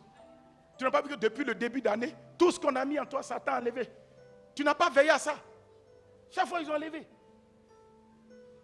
Satan sait que ce qui fait que Adam et Ève arrivent à conserver le jardin d'Éden. Il sait que c'est l'information qu'ils ont reçue sur laquelle leur confiance repose. S'il retire l'information, s'il arrive à changer le système informatique de leur cœur, il sait. Si le disque dur là, il arrive à faire un formatage, il vide les bonnes informations pour instaurer des mauvaises informations. Il sait que c'est fini. Ils ne vont plus pouvoir adorer Dieu en esprit et en vérité, c'est-à-dire par la foi, et ils n'auront pas de communion avec Dieu, ni de témoignage avec Dieu. Est-ce que vous m'écoutez, s'il vous plaît? Est-ce que vous m'écoutez, s'il vous plaît? C'est à cause de ça, je dis à ton voisin, quel est le livre que tu lis le plus? Écoutez mon frère et soeur, moi, je vais vous dire quelque chose. Pour protéger ma foi, il y a des mesures que j'ai prises. À un moment, j'ai décidé de ne plus lire les journaux de qui que ce soit. J'ai une décision pour moi. Je ne veux pas que ma foi soit polluée avec les idées et les pensées des gens. Je vais arriver à installer ma foi dans la conviction christique. Je veux que ma foi soit basée sur les convictions christiques, les convictions de Jésus-Christ. C'est pourquoi, écoutez-moi, vous qui enseignez les nouveaux pasteurs, vous tous chrétiens, c'est pourquoi je crois que quand quelqu'un naît de nouveau, les premières choses qu'on doit commencer à lui enseigner pour installer et faire asseoir sa foi, ce sont les faits divins, incontournables de l'œuvre achevée de Christ et de la nouvelle création. Écoutez-moi, les faits divins donnent plus de certitude à ta foi que n'importe quoi. Écoute-moi, ce qui n'est pas encore fait qui sera fait, ça ne te donne pas de certitude, ça te donne l'espérance. Mais ce qui a été déjà fait te rassure plus que ce qui sera fait. C'est pourquoi l'Ancien Testament est un Ancien Testament promesse. Mais le Nouveau Testament, c'est un Nouveau Testament de faits divins. Nous croyons ce qui a été déjà fait par Christ. Et nous vivons à partir des faits. Nous progressons dans les faits. Nous arrosons et nous nourrissons notre vie avec les faits.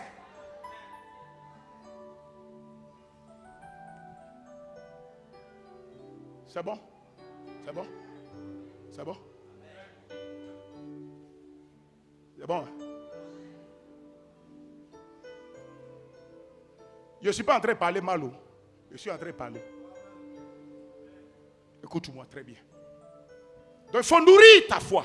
Il dit Josué, que ce livre de la loi ne s'éloigne pas de ta bouche. Pourquoi? Parce qu'il sait que c'est là-bas que se trouvent les vraies informations qui vont nourrir, entretenir la foi du conquérant Josué. Il s'agit d'une conquête. Il va faire comment? Dieu voulait le faire. C'est à cause de ça que tu vois, quand Josué s'est arrêté, il s'est arrêté dans la bataille de Gabaon, il a regardé le soleil. D'où est venu un homme, un être humain, d'où lui est venue cette conviction qu'il peut parler au soleil et puis le soleil va lui obéir. Mon frère, ma soeur, est-ce que tu as réfléchi à ça?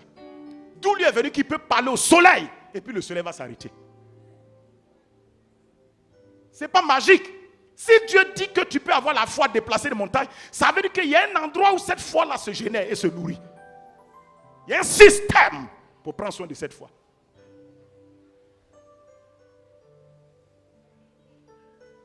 Josué du soleil. On n'a pas fini de batailler sur la terre. Donc tu t'arrêtes sur Gabaon. Et non pas le soleil. Et le soleil va obéir à ça. Et la Bible que presque toute une journée.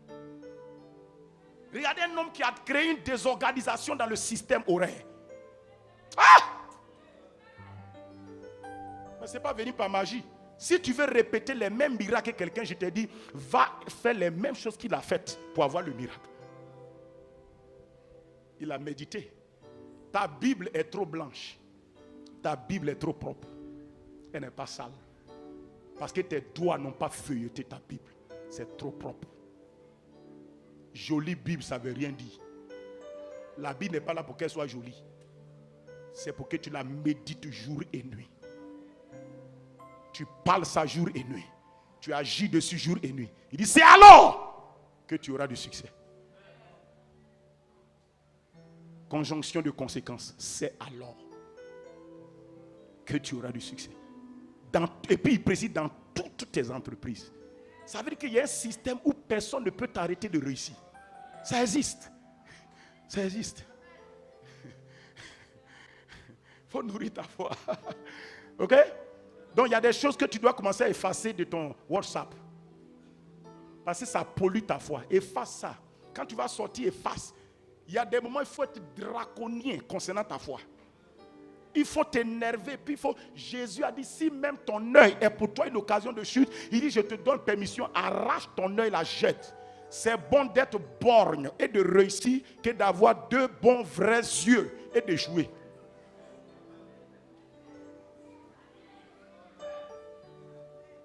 Ou bien, écoutez ce que je vous dis là, jeunes gens, écoutez ça. Quelles sont les informations que vous prenez? Quelles sont les informations que vous écoutez? Quelles sont les informations que vous recevez? C'est ça qui vous fait. Tout homme est fabriqué par les paroles qu'il entend, qu'il reçoit.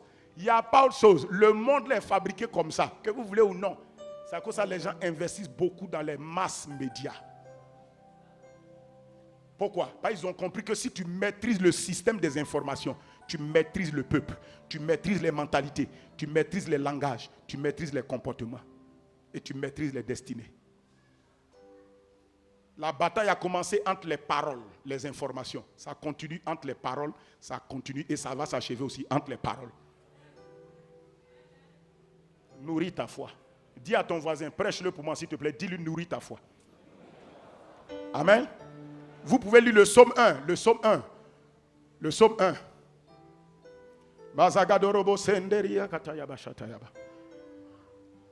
Ne t'en fais pas, on va finir tout de suite. Si je laissais le message, ça serait inachevé. Ou bien, toi-même quand tu écoutes ce message-là, si on laisse, c'est inachevé, non? Maison inachevée, qui habite dedans? Personne. Donc il n'y a pas de donner un message dans lequel tu ne peux pas habiter. Alléluia! Maison inachevée, toi-même tu habites dedans. Alors, donc laisse-moi achever le message, tu vas habiter. Il n'y a aucun problème. Il dit heureux l'homme. Regardez, l'information est tellement importante. Regardez ce qu'il vous dit. S'il vous plaît, s'il vous plaît, s'il vous plaît. Il dit heureux l'homme qui ne marche pas selon le conseil des méchants. Avec Josué, Dieu dit quoi? Regardez, c'est tellement important l'information que Dieu dit Josué, médite jour et nuit. Ça veut dire qu'il faut te saturer la journée et la nuit de la bonne information. C'est sérieux. Si ce n'est pas sérieux, il va dire non, tu peux faire matin et puis tu laisses. Mais il dit la journée. La journée, jour et nuit veut dire quoi? De matin 6h jusqu'au soir 18h. La nuit veut dire de 18h jusqu'au matin 6h. À tout moment, tu peux te lever, te saturer de la parole. Il dit ici encore pour montrer que c'est sérieux. Heureux l'homme qui ne marche pas selon le conseil des méchants, qui ne s'arrête pas sur la voie des pécheurs et qui ne s'assied pas en compagnie des moqueurs. Regardez ce qu'il dit. Il dit heureux l'homme. La voie des pécheurs, là, il s'éloigne de ça. La compagnie des moqueurs, il s'éloigne. Vous asseyez auprès des gens qui se moquent de vos frères, moquent de vos soeurs, moquent des pasteurs, moquent du Seigneur Jésus, se moquent des églises. Et tu ne te lèves pas. Tu t'assois en compagnie. Tu manges à locaux avec eux, en te moquant. Tu bois avec eux, en te moquant. Tu fais n'importe quoi avec eux, en te moquant. Et pendant les saisons de tes problèmes, tu veux avoir la foi qui déplace les montagnes. Tu t'es planté toi-même le doigt dans l'œil. C'est faux.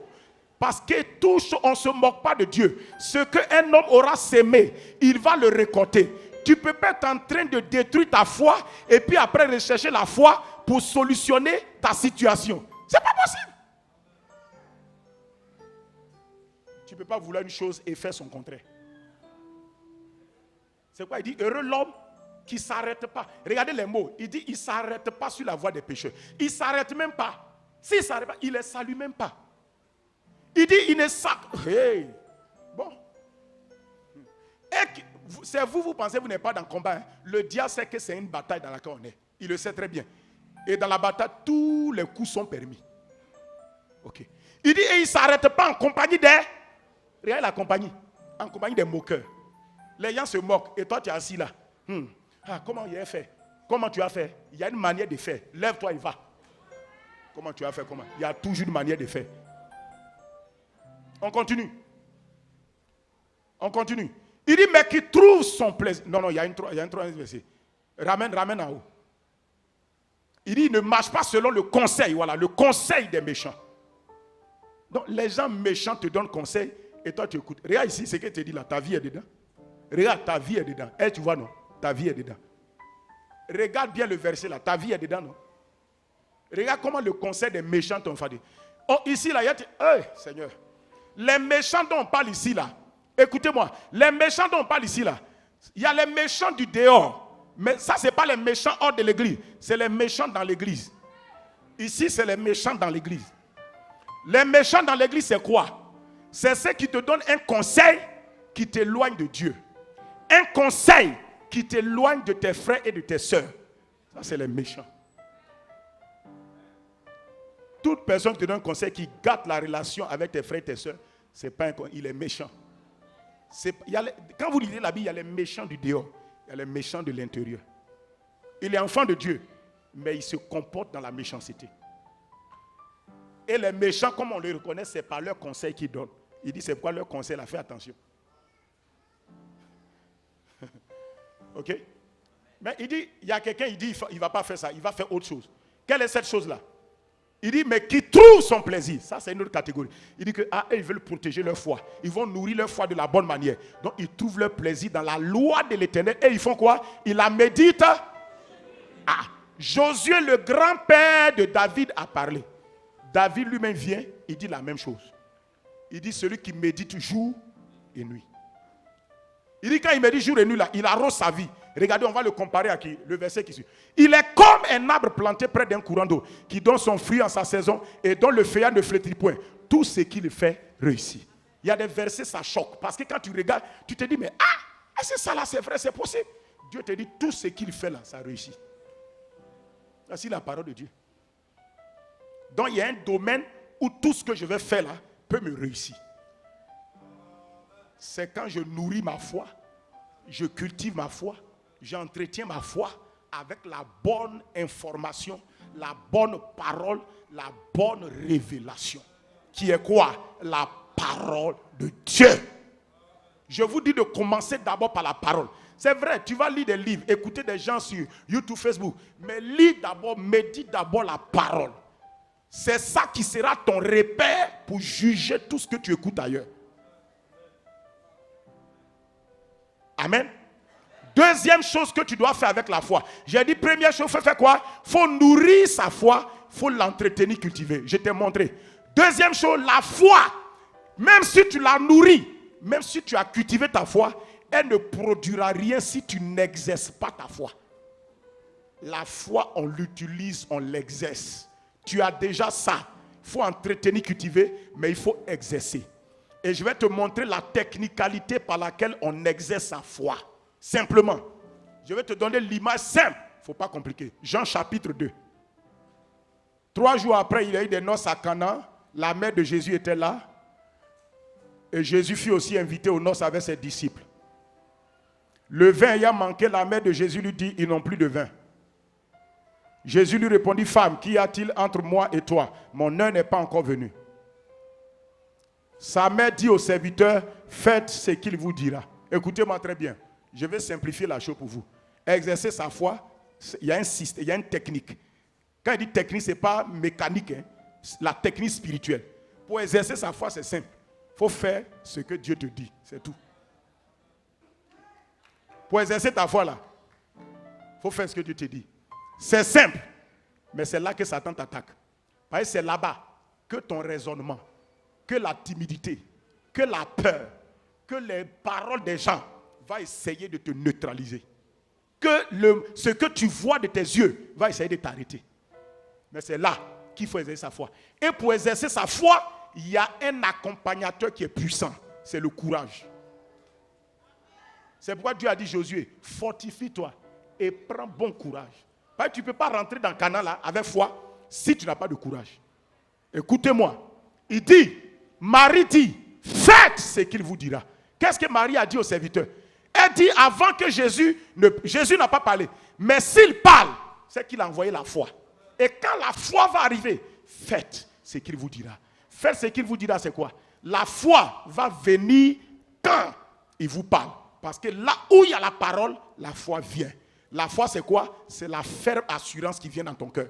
C'est la conviction qui vient dans ton cœur à partir de l'information de la parole qu'on t'a donnée. Maintenant que cette conviction est là, il te dit, Marie dit, exercez votre foi. Parce que c'est la partie exercer la foi là qui produit le résultat. La foi en elle-même que tu as, elle est bonne. Mais elle est inopérationnelle, elle n'est pas productive si tu ne l'exerces pas. Et pour exercer ta foi, il y a une chose, il y a deux choses. Bon, on voit la première chose. Pour exercer ta foi, c'est l'action que tu poses à partir de la parole. Donc il dit, faites ce qu'il vous dira. Écoutez-moi, s'il vous plaît, votre attention. Je suis en train de vous révéler quelque chose. Chrétiens, vous lisez la Bible et il y a plein de choses que Dieu vous dit de faire. Mais vous n'osez pas faire ce qu'il vous dit. Et je te dis, mon frère, quand tu ne fais pas ce que Dieu te dit dans sa parole, tu es en train de bloquer l'exercice de ta foi. Et quand tu n'exerces pas la foi, ta foi ne devient pas forte. La force de ta foi se trouve dans l'exercice. C'est pour ça que quand quelqu'un même pratique des exercices physiques, il gagne en force. La Bible dit, exerce-toi à la piété. S'exercer à la piété, c'est quoi? C'est exercer ta foi. C'est aussi exercer ta foi. Il y a plein de choses que Dieu dit dans sa parole, mais vous voulez raisonner. Le danger de l'exercice de la foi, c'est le raisonnement de l'homme. C'est les peurs, c'est les pensées qui sont en toi, qui s'opposent à Dieu. Ça va se battre et tu vas dire attention. Attention, est-ce qu'il faut faire? Est-ce qu'il ne faut pas faire? Attends, il faut être prudent. Est-ce que c'est vrai? Est-ce que c'est vrai? Dès que Dieu t'a dit de faire quelque chose, fais ça. Quand tu fais ça, tu es en train d'exercer ta foi. Et c'est ceux qui exercent la foi qui rencontrent la puissance.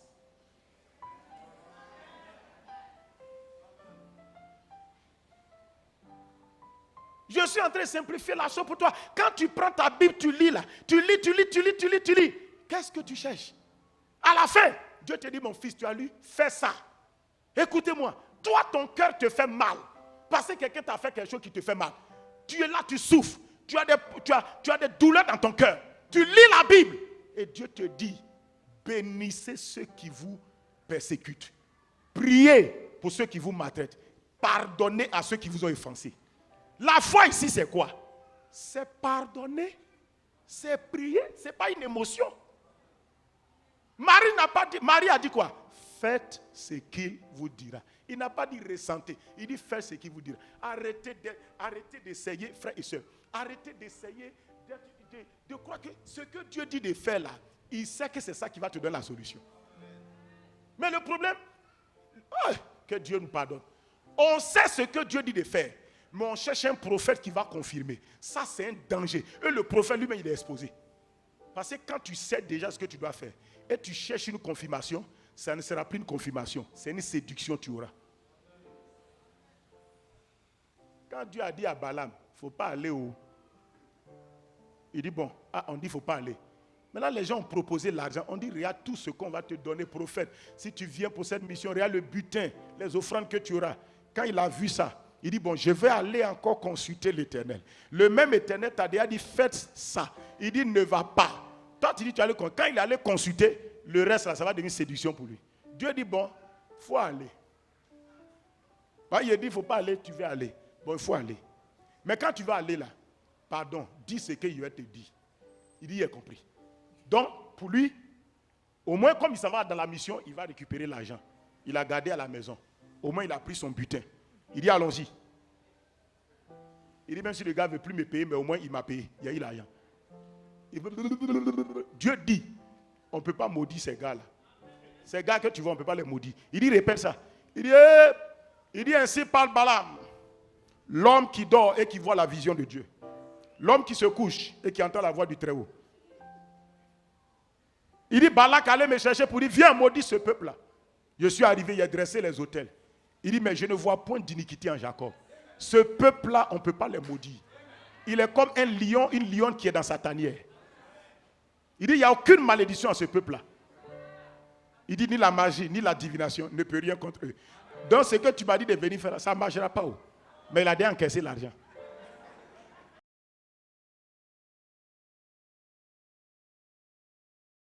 Faites ce qu'il vous dira. Faites ce qu'il vous dira. Faites ce qu'il vous dira.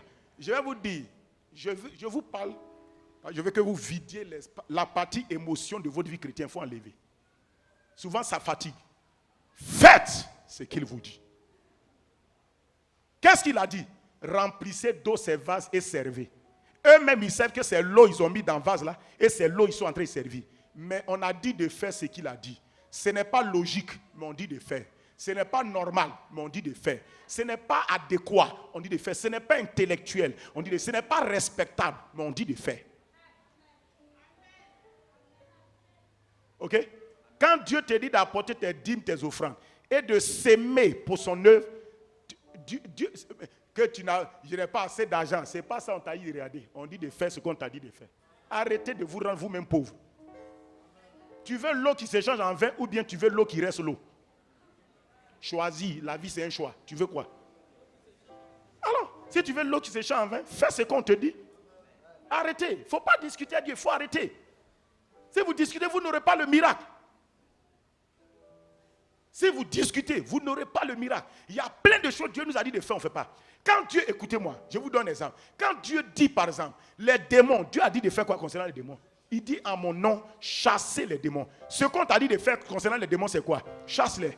Est-ce qu'un démon t'attaque la nuit? On t'a dit cours chez ton pasteur. On t'a dit appelle ton pasteur. Tu fais, mais tu ne fais pas ce qu'on t'a dit de faire. C'est pourquoi ta foi est faible. Tu crois qu'il y a quelqu'un qui est maître en chassologie des démons. Pourtant, si tu commences à exercer ta foi, même si tu trembles, dis démon, démon, au nom de Jésus, sors. La foi, tous ceux qui ont exercé la foi, souvent, il y avait la peur. Souvent, il y avait le découragement. Souvent, il y avait des raisonnements. Mais ils ont fait ce qu'on a dit de faire. En faisant, leur foi est devenue forte. Leur peur est partie. Leur raisonnement est parti. Et ils ont eu l'assurance. Concernant Satan, on dit quoi? Résister au diable. C'est tout ce qu'on a dit de faire. Résiste. Concernant la chair, tes mauvais caractères, là, on dit de faire quoi? Renonce. Il faut t'asseoir, dis caractère, je renonce. Renoncer veut dire non. Donc tu t'assois, tu dis colère. Je sais que tu me fatigues. Hein. Aujourd'hui, là, moi, je te dis non. C'est la foi comme ça. Ça semble bizarre, ça semble façon, mais c'est ça qu'on dit de faire. Il ne faut pas être intelligent avec Dieu. Il faut être un enfant quand tu es avec Dieu. Vous avez compris? Pour remplir l'église, on a dit de faire quoi? Aller par tout le monde. Donc tout ce qu'on fait pour rester là, ça c'est pour nous-mêmes. Mais si on veut que l'église soit remplie, si on veut que les âmes soient gagnées, ce qu'on a dit de faire c'est aller. La foi est simple. La foi se trouve dans ce qu'on te dit de faire. C'est comme ça qu'on exerce la foi. Deuxième dimension pour exercer la foi, c'est parler. Il dit j'ai cru, 2 Corinthiens 4, j'ai cru, c'est pourquoi j'ai parlé.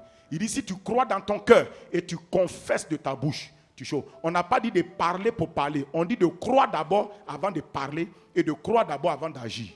Amen. Amen. Amen. Amen. Gloire à Dieu.